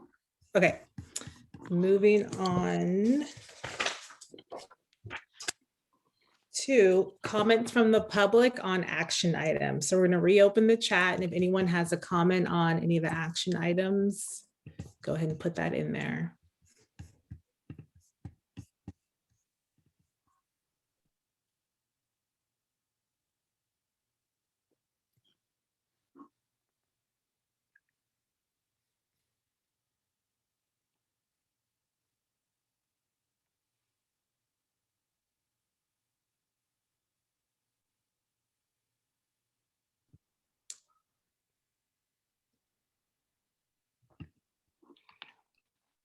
we've already exercised our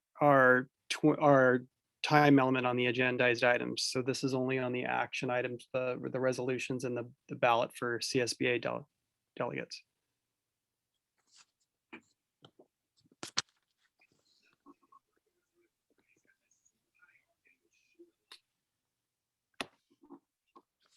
We close the chat box, Ashley.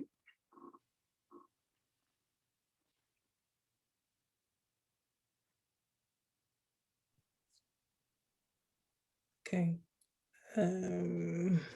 I don't see any comments on action items. Can you look that over, Gary, to make sure? There aren't, not on action items.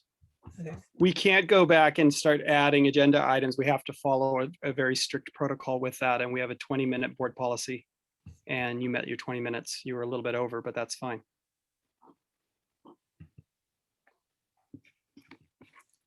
Okay. All right. So moving on to the first action item, approval of resolution 2021-15 of the Board of Education of the Petaluma Elementary and Joint Union High School declaring February as Black History Month. I so move. I'll second. Okay. All in favor? Aye. Aye. Aye. Opposed? Thank you. That was mostly Caitlin. I'll give you the credit. I'd say it was half and half, and Well, a lot borrowed from other excellent Black leaders from other parts of the country who have written excellent resolutions. Yeah, was it good team effort? It was good. Okay, next up is 11.1.2 ballot for CSBA Delegate Assembly Representative. Well, assuming all my fellow trustees have reviewed the one whole candidate that we have, I move to vote for Omar Medina for delegate. Second. I think you'll be great. Yeah. Big Omar fan, personally. Actually. Great. Yeah. All right. All in favor? Aye. Aye. Opposed? Okay. Next up, approval of resolution 2021-16. Identify needed credentials and certificates to be skipped in a certificated layoff process in the 2021 school year. So move. Second. So now I think it would be great to have staff explain it real quick for everyone that's listening. And this you, Matthew? Sure. Yeah, this is a perfunctory resolution that we do every year in the case that we would need to do a layoff. And we skip over here. If you look at the resolution, anyone who has this reading specialist credential, reading certificate, BCLAD or bilingual authorization. I have a quick question. Go ahead, Ellen. How come special ed teachers aren't on that? Because as we all know, there's a huge shortage of special ed teachers in the county. And so I'm just kind of wondering why those credentials are not also skipped over. Right. So I think it's a different credential than a general ed credential. So if we were in the position where we had to lay off special ed credential, that would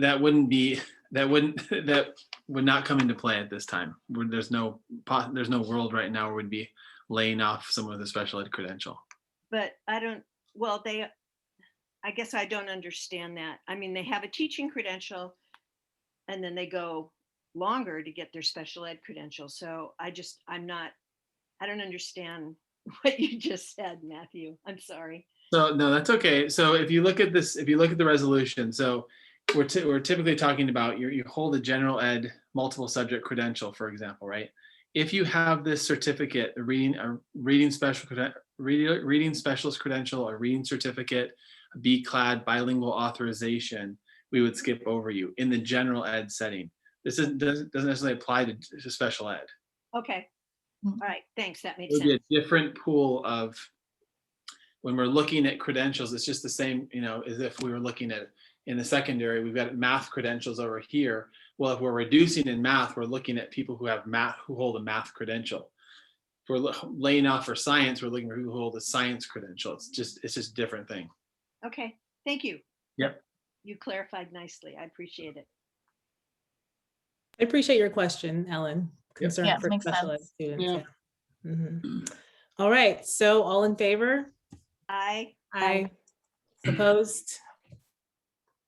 Okay, moving on, approval of resolution 2021-17.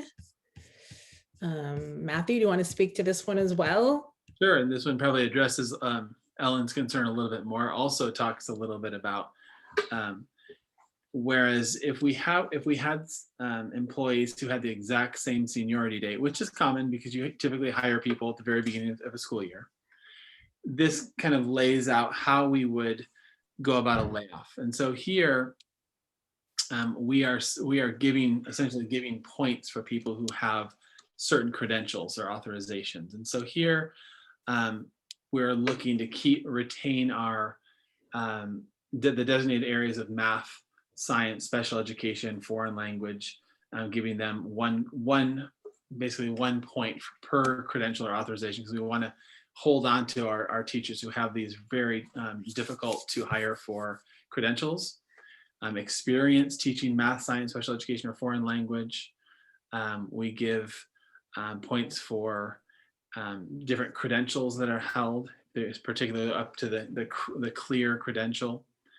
People who have English learner authorizations, B-class bilingual authorization, supplemental authorization. So if you're authorized to teach in multiple different credential areas, obviously we want to hold on to teachers who have those multiple authorizations, et cetera, et cetera. You can see it goes down through national boards, B-class bilingual authorization, et cetera.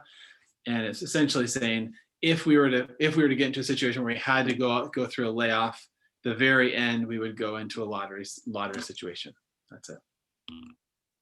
I had a question actually about the multiple language skills relevant to districts need, that the point system, is it possible or even wanted to increase the 1 point for a B-clad to 2 points? I mean, we want to get, teachers and staff that are bilingual. I was just wondering. I mean, we also have a lot of points for English learner authorization. So kind of is that, I just thought I'd throw it out. If you look through number 4, it actually gives 3 points for a 3 points, a lot, yeah. Oh, I see. And so then why is it double? Is that the same point? Yeah, this one is multiple language skills. So I can imagine a situation where you have someone has a B-clad in Spanish and also has able to teach French, right? You think about some high school teachers who might be able to teach in multiple languages, so you'd give them double points for that. Oh, I see. Okay. It's a pretty rare situation where we would get into this level of detail. That level, okay. Maybe if Just we were wondering. But Thank you. Yeah. I just want to clarify, this is not because we're laying people off. Correct. Something This all is boards just do a every year, just in case we were put in this situation. I mean, frankly, given the situation that we're in right now, it's very unlikely that we would be in this situation. But in the case that we are in it for, could be for one particular area where we're just not seeing the student signups. It's possible.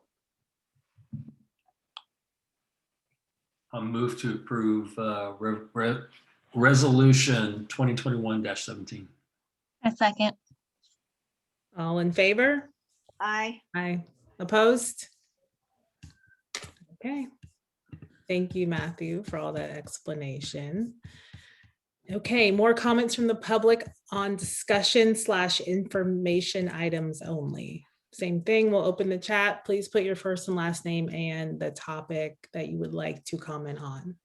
So we do have 2 individuals. They were not able to get into the previous conversation. However, because we are providing an update, on progress related to hybrid that Jesse and Rachel will be able to be opened up to speak to that at this particular time. Okay. Should we leave it open and see if anyone Leave else? it open and see if Yeah. there's anybody else that wants to Okay. speak to this.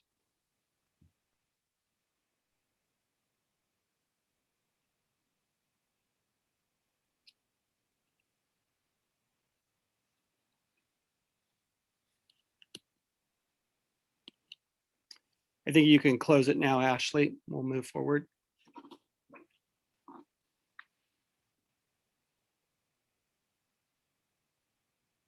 So it's the two on the hybrid plan. It's Jesse and Rachel. I see one more from Dave. We have a comment but I'm not related to sure. Okay. vaccinations, so we'll take that into account in the record. Okay. I don't think Rachel is still on. Is Rachel still there?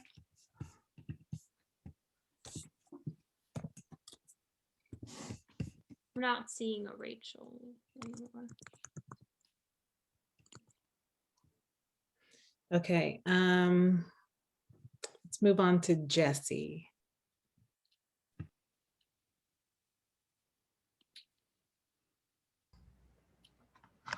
Hi, everybody. Can you hear me? Yes. Great. Thank you guys for all of your dedication to public service. I know these meetings are long and this year's insurmountably hard. My name's Jesse Feller. My son Finnegan's in kindergarten. He's 5 years old at McNair Elementary. I also have an almost 2-year-old who I plan on sending to Petaluma public schools as well. I'm a working mom and I moved to Petaluma for the public school system. I'm the primary breadwinner in our family. I'm extremely rational, data-driven. I work on public policy issues myself as the executive director of a global nonprofit organization as well. I am also aware of the unprecedented and historic nature of this global catastrophe, but crises also require unprecedented creativity and flexibility by our leadership. We really need to revisit our school plan in Petaluma for our children and for our working families. This is a moment in history to rethink and reimagine education.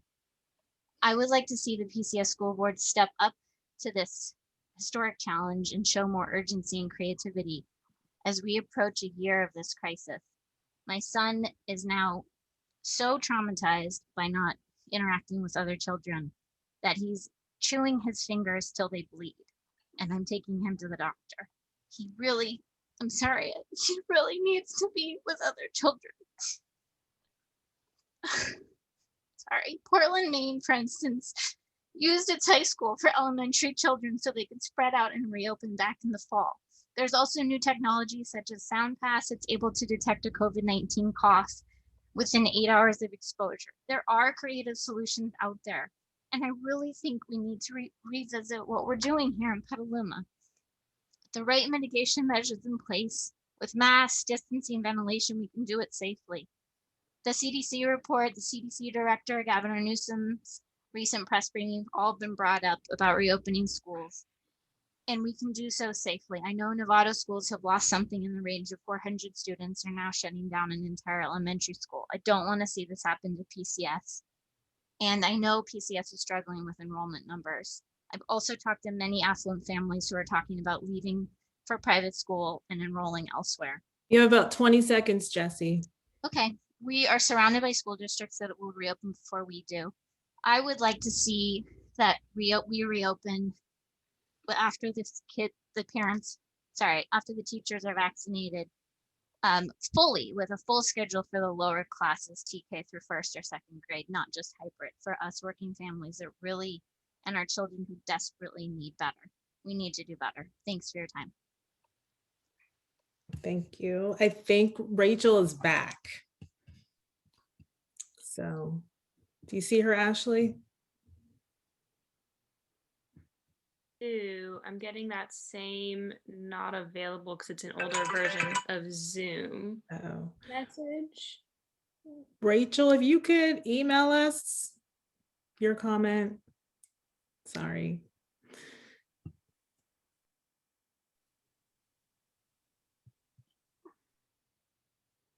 Okay, so I think that's it. Is that right, Gary, for the comments? No, Yeah. there's one more from David Felix.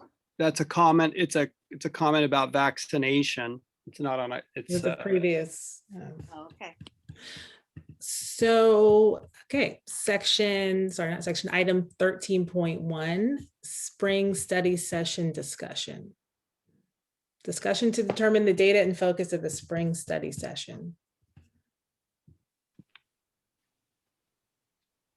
This is an open item or what? This is just an open item. I know that there are a number of things that we've talked about for discussion moving into the spring. And, you know, some of them are pretty big ticket items. So it's very difficult to do more than 1 or 2 items for a study session. It's hard to do more than 1, frankly, but I think this is an opportunity for the board just to discuss amongst yourselves what are some pieces that you want to discuss. These are typically things that are not currently in the hopper. Right. Obviously, we're continuing our work with equity, diversity, inclusivity, and going to look at what that phase 2 looks like. But what are the other items that come to mind? Yeah. So I'll start, and I'm glad you prefaced it that way, Gary. That these are not things in the hopper; these are long-term things. Because I definitely take to heart what one of the speakers said about not taking attention away right now from the task of getting our schools reopened. But on the horizon, what I would like to chat about and raise is the possibility of and feasibility of dual immersion at Petaluma City Schools. I think my take on the market for it, the demand for it really, is that it's there in Petaluma, even with Loma Vista running. I know that Loma Vista is at capacity. The former principal thinks that there's a market for a second dual immersion program to start somewhere in the city. And it seems like we have the diversity of families in this district that might be able to host such a program. And so I'd love to have a discussion just to explore that idea. Again, not for anytime, in the immediate future, but as a planning option out there. I think it checks off a lot of of the issues that we face in our district. And it seems to be an option that can tap the strengths we have in Spanish speaking families. And so I'd love to chat about that. I second that. I think that's a great idea, Sheldon. Yeah, me too. Thoughts on that? So we could, if that was the board's decision, we can set up a study session for that. There's a variety of different ways that we can do that.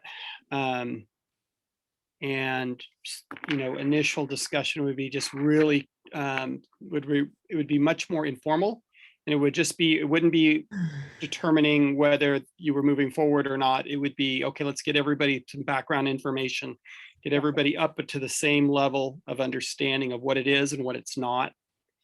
And we can set that piece up for the spring. If that's where the way the board wants to go.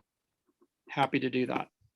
I also want to throw another idea out there. I don't know if this can be 2 separate or half and half, I don't know. But I mean, we heard a lot tonight from PEF and from parents, and I know teachers and all of us, we know that the social emotional piece and just how we're going to address that moving forward. Do we need to hire more therapists, more counselors on campuses? But I definitely think we need to address that as well. look was at the gonna needs and just how say we that. can. You were gonna say the same thing, Ellen? Yes, I was. Yes. Yeah. You said it better than I could, so. It's, you know, it remind, when we were at the Dr. Victor Rios, and he was talking about those first weeks coming back, and that it's going to be, we need to take that time, you know, to let everybody, the kids, the teachers, the staff, everybody. And he had that rapport, embrace, conflict resolution, re-socialization, and reflection. And I think we really need to think about, so I think that's a great idea, Joanna, to just kind of brainstorm how that would look. That we're not going to be going back even, you know, when we start regular school again. It's still going to take time to get over the past year for everybody. Why don't we send some potential dates out? And they're probably separate items. It'd be more effective that way anyways. It doesn't mean they have to be spaced out very far. And I think we have some flexibility on when we do that. Especially the beginning, the first part of it is really more presenting to the board, getting some like I said, building some background knowledge on pieces related to this. You know, it would be when the board wanted to take more action, we would do that in a more formalized setting. So we can come back with some dates. Great. That sound like that works? Yeah. Anyone else have anything for study session they wanted to add? I'd love to go back to the governance handbook and go over that. You know, I struggled with emails and protocols, and we left it kind of up in the air, and then COVID hit and we never got back to it. I just think maybe a short study session to go over that in the future, because I think it's really important. And you know, our office hours are in there, and we can revise kind of some of the stuff that we did before Sheldon was even on the board. So I think it would be great. Great. Anyone else before we move on? I don't want to leave anyone out. Okay, great. Okay, moving on to item 13.2.1, Cliff, an update on secondary hybrid instruction. So we're doing an update on this. And I just want to say, I think we all attended the elementary hybrid. It was great. I think you and Jason did a great job handling the chat, answering questions, making it very clear what it's going to look like. Even if it did arise some concerns and questions, I think you guys were really thorough. Well, thank you. We appreciate that. It works well when there's two people, because one can present, one can try to manage the chat or the Q&A. The following day, we both held similar webinars for the teachers, and when I did that one by myself, I couldn't keep up with all of it. It's pretty crazy, but so I appreciate the time to give you an update today on the secondary hybrid planning to date. And just this is a new Zoom feature, this blurred background. Somebody today said I look like I was in witness protection or something. So I'm like, I wasn't gonna say anything, but it does look a little funny. Yeah. But I'm totally clear. So that's shouldn't I be blurry, right? I mean, that's how it goes. Reverse way. So let me start the presentation here. All right. So as you know, we've had a number of folks working on this for quite a while. So we convened back in the spring when we were trying to figure out what distance learning 2.0 was going to look like and what hybrid could potentially look like. We started off as an elementary and secondary group with about 67 people. And then we started to splinter off into elementary and secondary as we moved along because our needs were different. And in the summer, we were planning for potentially returning to school in hybrid. We weren't thinking we were going to start the year in distance learning, but that obviously, as it grew closer, became a reality. So we shift our focus to distance learning 2.0, after which we then started looking into hybrid. And then with the new guidance, with the purple, with the tier system, realizing we wouldn't be able to come back in hybrid while we were in purple, we kind of postponed our work in August until later in the fall, and then reconvened. So we've had a number of meetings, as you can see here. I was able to find 26 different agendas from the different meetings we've had. Lots of hours of work put into this. And what we've had really is just thorough discussions. We've been able to air out plenty of opinions, pros, cons, concerns, solutions. We were able to look at other districts' plans. We were able to look at our own plans. And I will say, we've kept an open eye this whole time on, what is the best plan. And we've looked at a number of considerations that I'll go over. So just to clarify again, we've been planning for hybrid instruction. So what is that? That's a combination of some on-campus time, some on-campus instruction, and some distance learning. Because of the guidance and because of stable group limits, we're not able to bring back everyone at the same time, thus the need for some to have on-campus days while some are at home on certain days. So hybrid is kind of a transition from distance learning only to on-campus. And obviously the next transition would be, hopefully full return to campus. And during the hybrid instruction, families can still opt to continue distance learning only. So we had to plan for what would that look like with some of the students on campus and some of the students potentially remaining at home. So just the way we planned this out was we tried to take kind of the big picture view. So number one, how many classes, how many periods should secondary students take at one time? So obviously we have 6 right now in a block format. So students take 3 a day and we have alternating days. So we looked at different variations, 6 periods, 3 periods, 2 periods, 1 period, and what that would look like. So we thought we'd start there first. Let's look at how many periods could we do at one time and what makes the most sense. And then we move into, once we've kind of settled down on periods, we started looking at different options for bell schedules. And once we kind of reached consensus there, we then looked at what type of rotation would that look like for secondary. So these are kind of the things we have considered and kind of guided us as we worked. So I just mentioned a couple of these. So number of classes, periods, the length of the grading periods. So depending on how many classes you have at one time, that would change potentially the grading periods. The guidance on stable group sizes, trying to keep physical and social distancing in the classroom and on campus. So that does limit to some degree how many students we can have in a classroom. We looked at how do we keep teachers and students from mixing to the extent possible. How does classroom and or school cleaning come into play? And then again, how do we support students who are on campus as well as those off campus? So I'm going to jump out real quick here and just show you.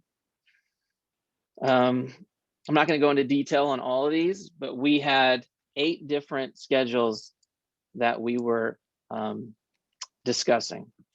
So one is we looked at 3 different options for a 6-period schedule. So if we were looking at the second semester this year is 20 weeks. So if students had all 6 classes, you would have all 6 for the entire time.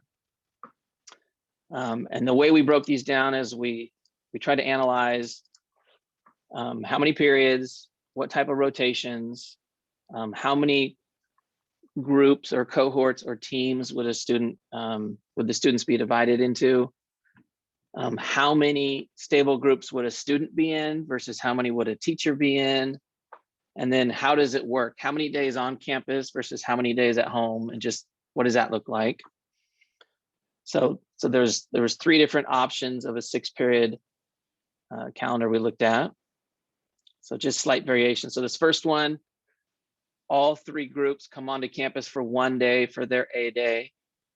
And then they all come back 1 day for their B day. So you're on for 1 day, off for 2, on for 1 day, off for 2. That was one iteration. This other iteration is a little more normal, where one group comes onto campus for 2 days in a row for their A day and their B day. And then they're off for 4, then on for 2, then off for 4. And this is assuming that we divided the secondary schools into 3 equal groups, so that we don't have classes that are too big for the physical space. And then this third option was a little bit out there. It was, what if every group came on campus every day, but just for one class? So we would have one group come on campus and then, have a 45 to an hour to an hour break, clean, bring the next group on. So this way kids could come every day. But, as you can see, as we talked through these, there's pros and cons that come up, right? In this case, you would be in class for 1 day and then you'd basically have 5 days worth of homework before you saw that class again. So it changes the dynamic of instruction versus planning. There's the asynchronous time, tends to be more than the live instruction time. So then we looked at what would happen if we had 3 courses at a time. So if you divided the second semester in half, assuming we'd moved into this in January, each grading period would be 10 weeks. Students would take A days for half the semester, B days for the second half. Another iteration of that was we called it the Geo Special. One of our assistant principals suggested this one. So instead of taking half the semester and then not having half of your classes, to have these kind of alternating quarters. So students would have A days for 5 weeks, and then B days for 5 weeks, and then back to A for 5 weeks, and then back to B. That way, things like AP tests in May, the state tests, there'd be a little bit more continuity. You wouldn't necessarily have finished your courses, in mid-March and then not had them at all until you were later tested. So again, similar rotations, right? Everyone comes for their A day. So in this case, on for 1 day, off for 2, on for 1, right? But they're only focusing on 3. And then this other version of everyone coming every day, just for 1 period. And then so on and so forth. And then what would it look like if we had 2 classes at a time? So obviously the grading periods a little different. Now they're only 6 to 7 weeks. And then all the way down to 1, if you just had 1 class at a time. So in theory, you'd have an entire semester's worth of 1 course in 3 weeks, and then move on to the next, and then move on to the next.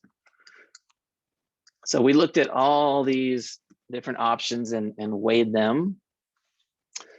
And the guidance that we got from you, the board, was in November, was to look at our options based off of the physical safety of students and staff, social emotional health and well-being of students, and the educational quality of the different options.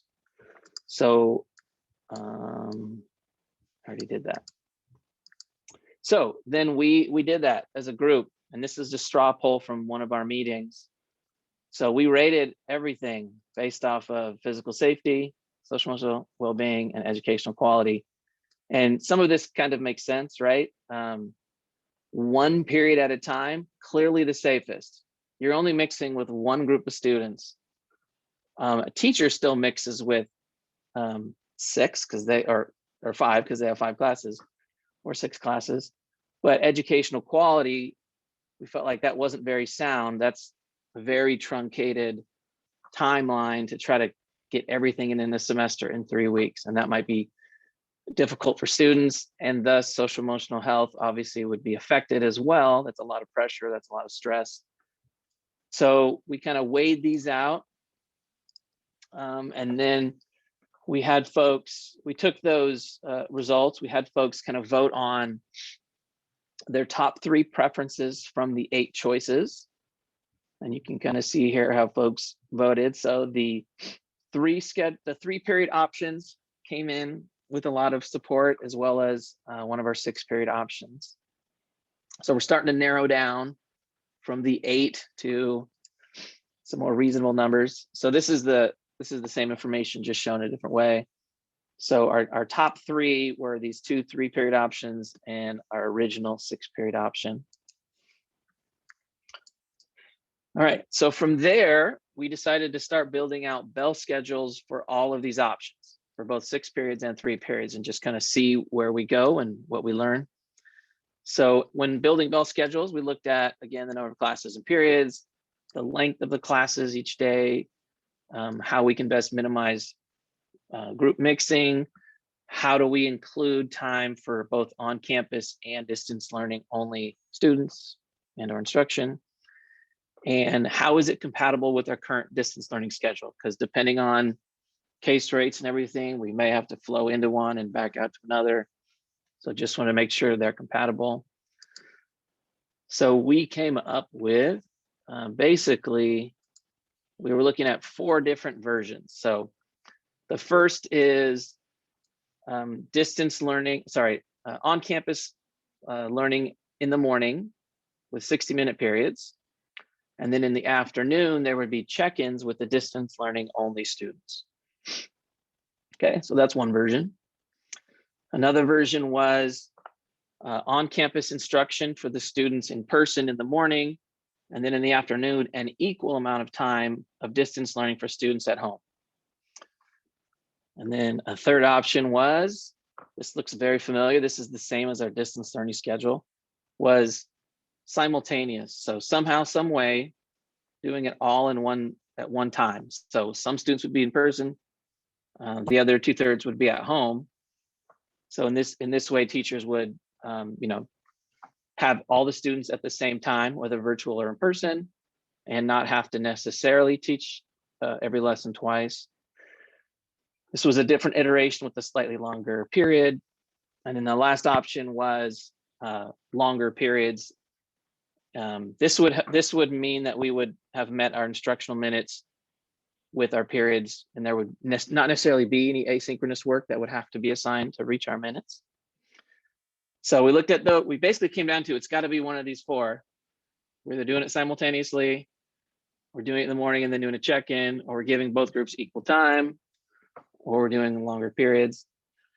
And we felt that this first option wasn't really fair to the distance learning only students, since they weren't getting the full amount of instruction that their peers were on a day-to-day basis. They were getting just a smaller check-in with more asynchronous work assigned.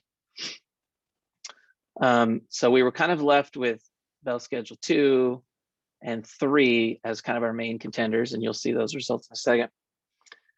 And then we looked at the different rotations that a schedule might follow. And so these are the same ones you saw on the other chart. So whether we do A-Day, B-Day with one cohort, then the next, and then the next, or whether we do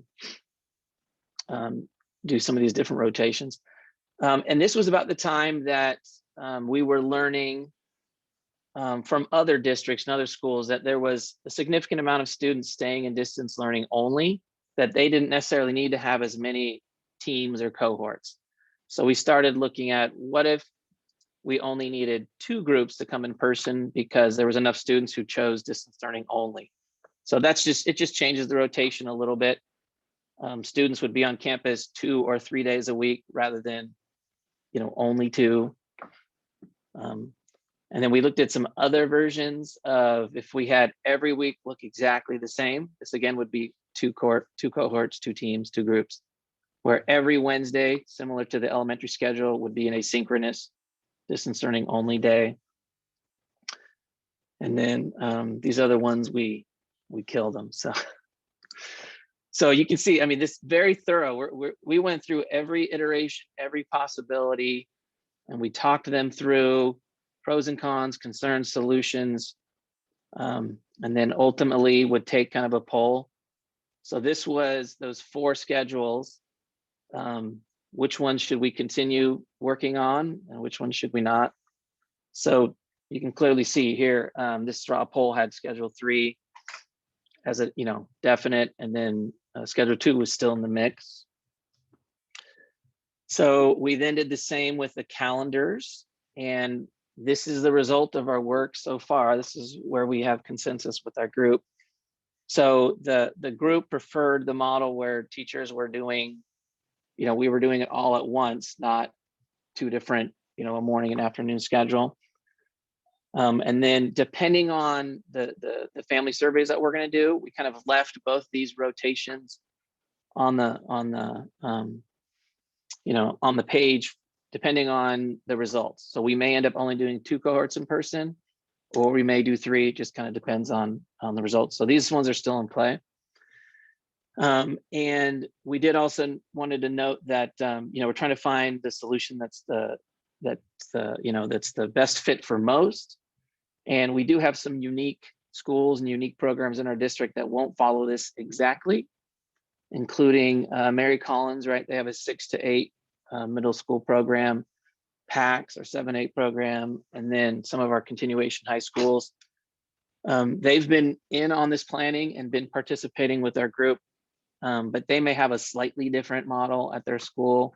Some of them have more periods than the 6 periods, so things will look a little different, but they've been with us. They've been working with me on the side, making sure that what they're doing is matching what we're doing and as compatible as possible.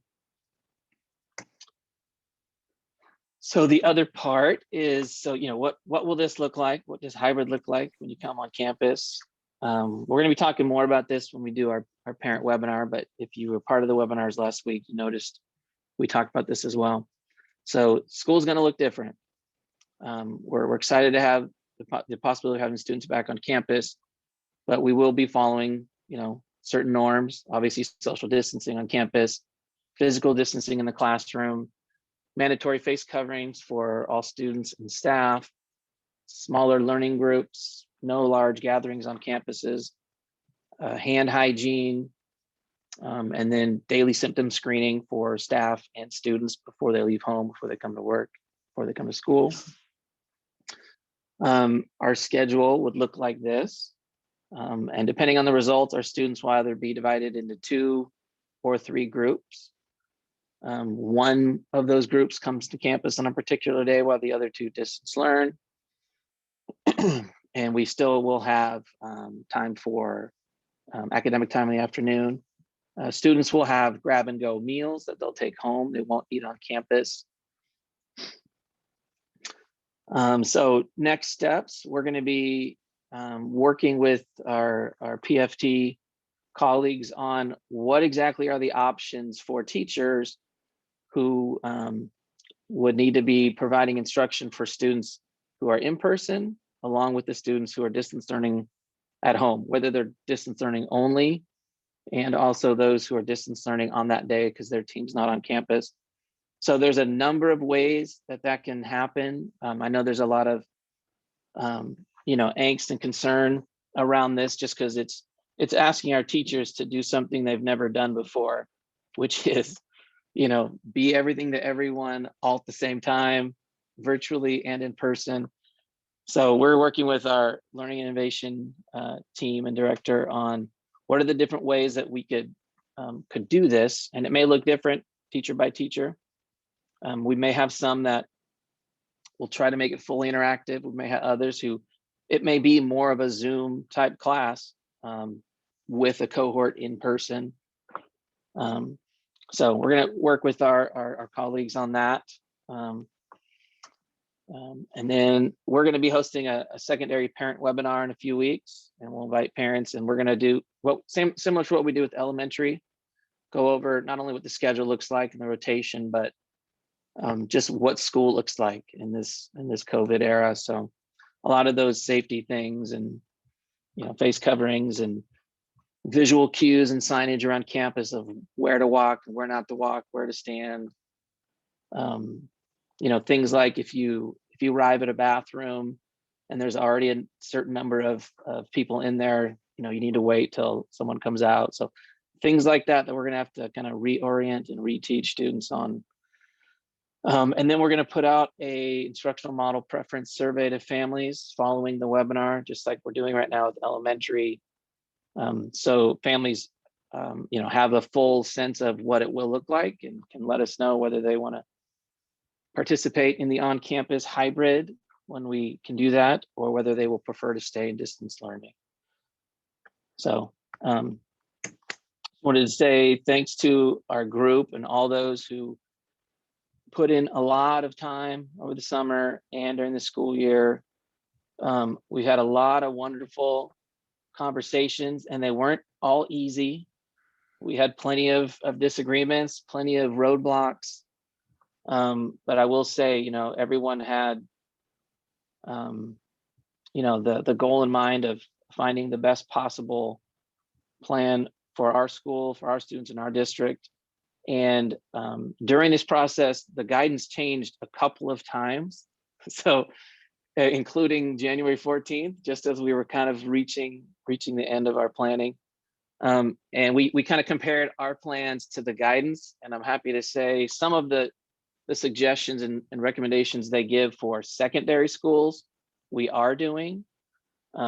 One of them we just happen to be doing already, which was do a block schedule instead of trying to have every class meet every day. So that's okay, good. We already have that built in.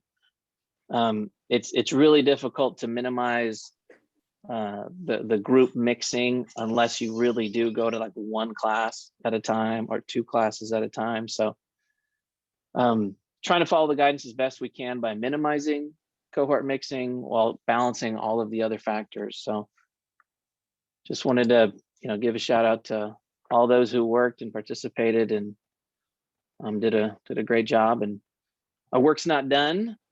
Now we got to figure out how to make this all happen. But I don't know if there's any questions anybody has.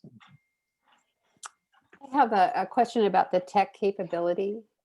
Do we have the tech capability in the classrooms for live streaming in every one of our secondary classrooms? Yeah, I'm sure Dave could jump in here in a second, but yes, we do. Yes? We have plenty of bandwidth. So the issue isn't the classroom to the bandwidth. Sometimes it's the device to the wireless access point.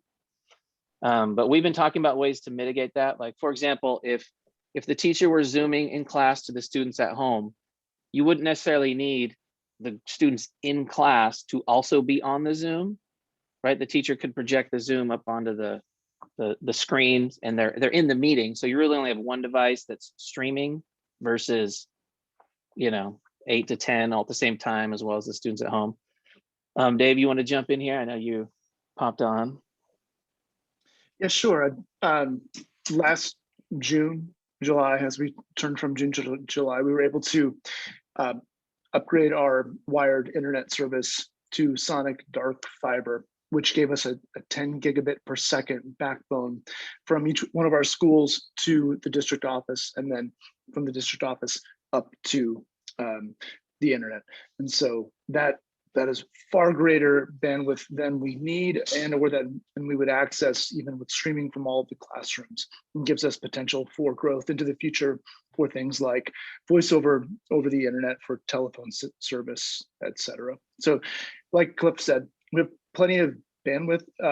The problem could be at the access point or the device in the classroom that all of the computers would connect to.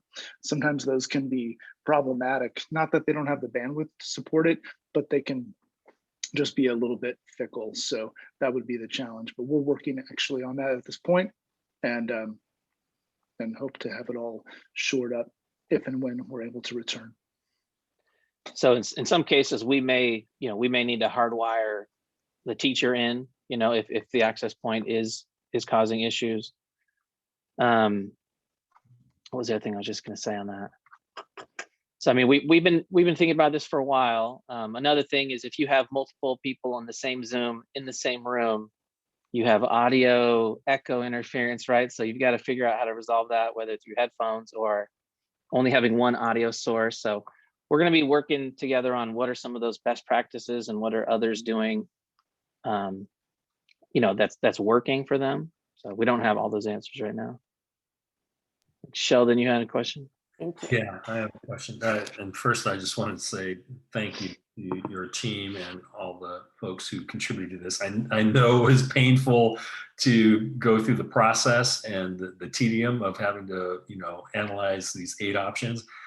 But the upshot, what I heard in your presentation was confidence about the option that's prevailing. That there is some, folks gathering around that option, more confidence about what that can do. So I'm really happy and glad that the process appears to work. My question is, in a 3-course model like this, does that mean that going back into hybrid has to happen on one of the 6-week grading periods in the 18 weeks in order to have all 6 periods covered equally? I'm thinking about the situation where we're from a public health perspective, we're ready to go back to school, but it's on a week of the term that isn't a factor of 3. How do we make sure that the 6 subjects are covered equally? Right. So I should clarify. So the models that we landed on were one of the 3-period models and one of the 6-period models. The 3-period model, we felt like we could only invoke if there was enough time in the semester to realistically cut it in half and do 2 equal amounts.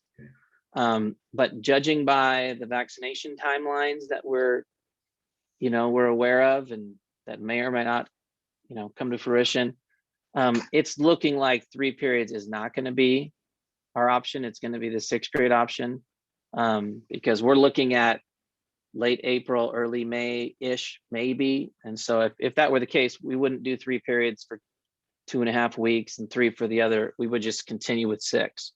So when we first started, we were looking at what if this was the whole semester, right? What could we do? And then as we've been working and planning, it looks like it's going to be a much shorter amount of time. So in all likelihood, we're gonna go with the 6. So we're not gonna have to worry about that. But what we would have done is we would have cut the remaining time of the semester exactly in half, regardless of where we were at in the 6-week grading periods. But that's less likely. It looks like we're going to stick with the 6. All right. And with the 6th period one, you can roll that any week. Right. So what we would do is just, if you start from the finals week, right, it's a 4-day week, Memorial Day, regular day, and then the finals days. You just work backwards from there with the rotation, and you figure out where you start. So we're either going to be doing a 4-day rotation or a 6-day, depending on the results of the survey. And we'll just go through all the way to the end. And can you remind me, it's that 6th period that was decided, is it 80 minutes or 60 minutes? It's 60. It is. So okay. we preferred that for a number of reasons. Me too. One, good. it's familiar with the distance learning that we're doing now. It's the same amount of time. So there would still be 20 minutes per period, asynchronous every day, right, to be done outside of class. Plus, think about lunchtime on campus with 80-minute periods. The students wouldn't go to lunch till 1:15, students and staff. And we just felt like that's pushing it way too far in the day.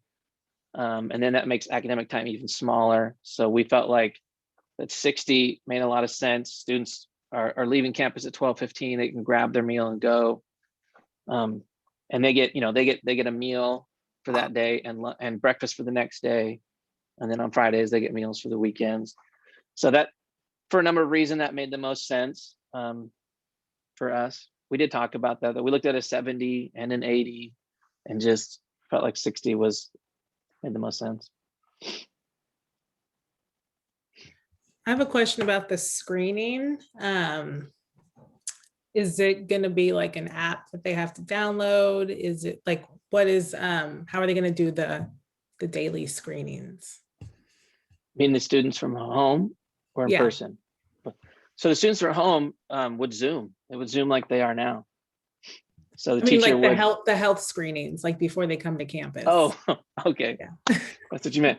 So the guidance that came out on the 14th changed a little bit. It used to be we had to plan for taking temperatures as students came to school every day, which we are doing right now with the distance learning cohorts. So that guidance changed. They're not recommending that we take temperatures upon arrival. They're asking us to educate families to look for COVID-19 symptoms. And if a student is experiencing any of those, to not send them to school.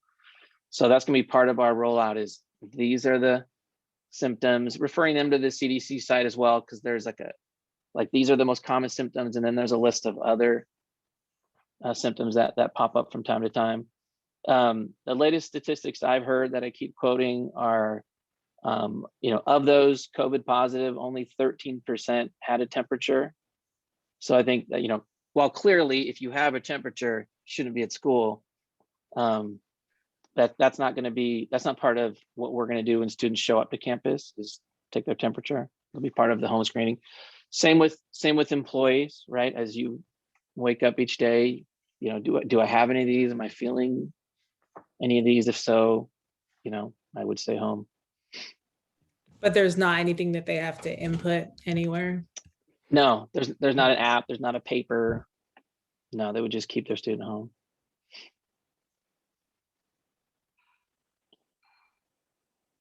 Anything else? Yeah, Cliff. So, yeah. I'm about the health screenings. So they don't have to submit them, they just have to do it on their own? Or do they have to submit something every day before they bring their kid to school? So from the state guidance, there's nothing to submit. I will say the county, however, for example, for employees, right, we still have to submit something on a daily basis. We still take temperatures. So I haven't heard from the county yet. I know there's a webinar tomorrow on school reopening that the county's hosting. Unless the county had some additional, more strict guidance and required us to fill out something or an app, it's not included in the state guidance. Thank you. And then I just want to add one more thing. So just the level of complexity of this secondary planning is pretty, I don't know if it's fully appreciated, but credentialing complicates things a lot. So when looking at how do we serve our distance only students, we may have some staff that won't come back, for a variety of reasons. And in the elementary level, we're going to try to match up staff with students who choose distance learning only. And it may work out that we can carve teachers and that's all they do, and they don't do both at the same time. With secondary, it just becomes much more of a jigsaw puzzle because you're only credentialed for the 1 or 2 or 3 subjects that you actually have or teach. So it's not as easy to pull someone off. You have to have basically like enough students to kind of have a mini school, and you'd have to pull off several credentialed people in all the subject areas to teach all the classes. So while that's still out there as a less likely possibility, it's still there. It's definitely more doable with elementary. So like just that's something that makes it a little more complicated as well. We can't just carve off the distance learning only families as easily as elementary can and serve them. So we do still have to figure out how do we provide them instruction as well as the ones coming on campus. So it just makes it a little more complex. Okay, anyone else? So Cliff, when are these webinars going to happen with secondary? Yeah, we haven't set a date yet, but it'll be in the next couple of weeks. We want to get the elementary one off and kind of out of the way before we then bombarded families with, another one. So we'll set a date soon. What about the teacher survey for secondary? Yeah, I know Matthew and Sandra Larson are working on how that's all going to play out. That will come sooner. Yeah, I think Joanna had my question, and I think still it's going to be hard to figure out a good balance of, respecting and trusting families while also acknowledging that, I mean, I know as a high school student, I definitely went to class when I was sick because I was one of the AP kids that I didn't want to miss class. So finding that balance of having staff have the authority to send kids home if they're showing symptoms, and not being afraid to do that also would be something. Yeah, well, there are protocols for if students are experiencing symptoms at school and how do we handle that. That's all in the guidance. My personal worry is, allergy season. There's gonna be kids coughing Totally. and sneezing. So we're, Oh, I know. I feel so guilty anytime I cough or sneeze in public now. I'm like, I swear it's not COVID. I'm just allergic. So that'll be fun. All right, anything else? Thanks, Cliff. Okay, so moving on to future business. Looks like we have a lot coming up. Next time, it's all Liz. Discipline, First Amendment, jurisdiction presentation, as well as secondary extracurricular cohorts update. Not sure who's doing that. Who's doing that? Is that you again, Cliff? That'll be the principals. Principals. So those will be two big presentations. This one will be another later evening. Okay, and then we have diversity, recruitment, hiring as well, Fair Act update, diversify our narrative. I know they've been wanting to speak for a while. It's great that we could find a date, or they could find a date that would work. And then the LCAP. Is there anything else anyone wants to add for future business? Either next time or further down the line? Not right now. I've talked to Gary about it, just an update on the census and what districting will look like, but I think that might be the jurisdiction point.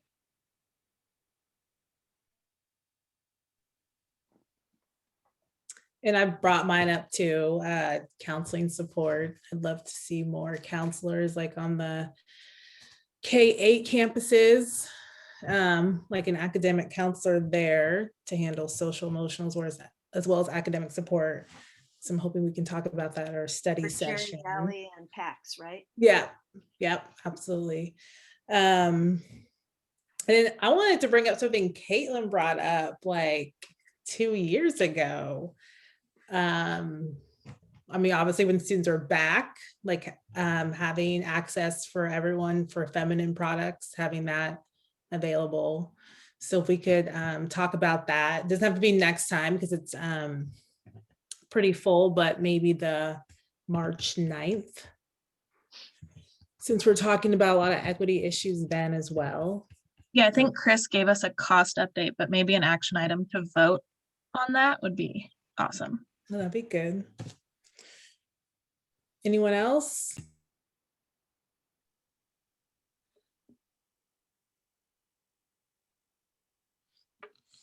All right. We're gonna, go ahead.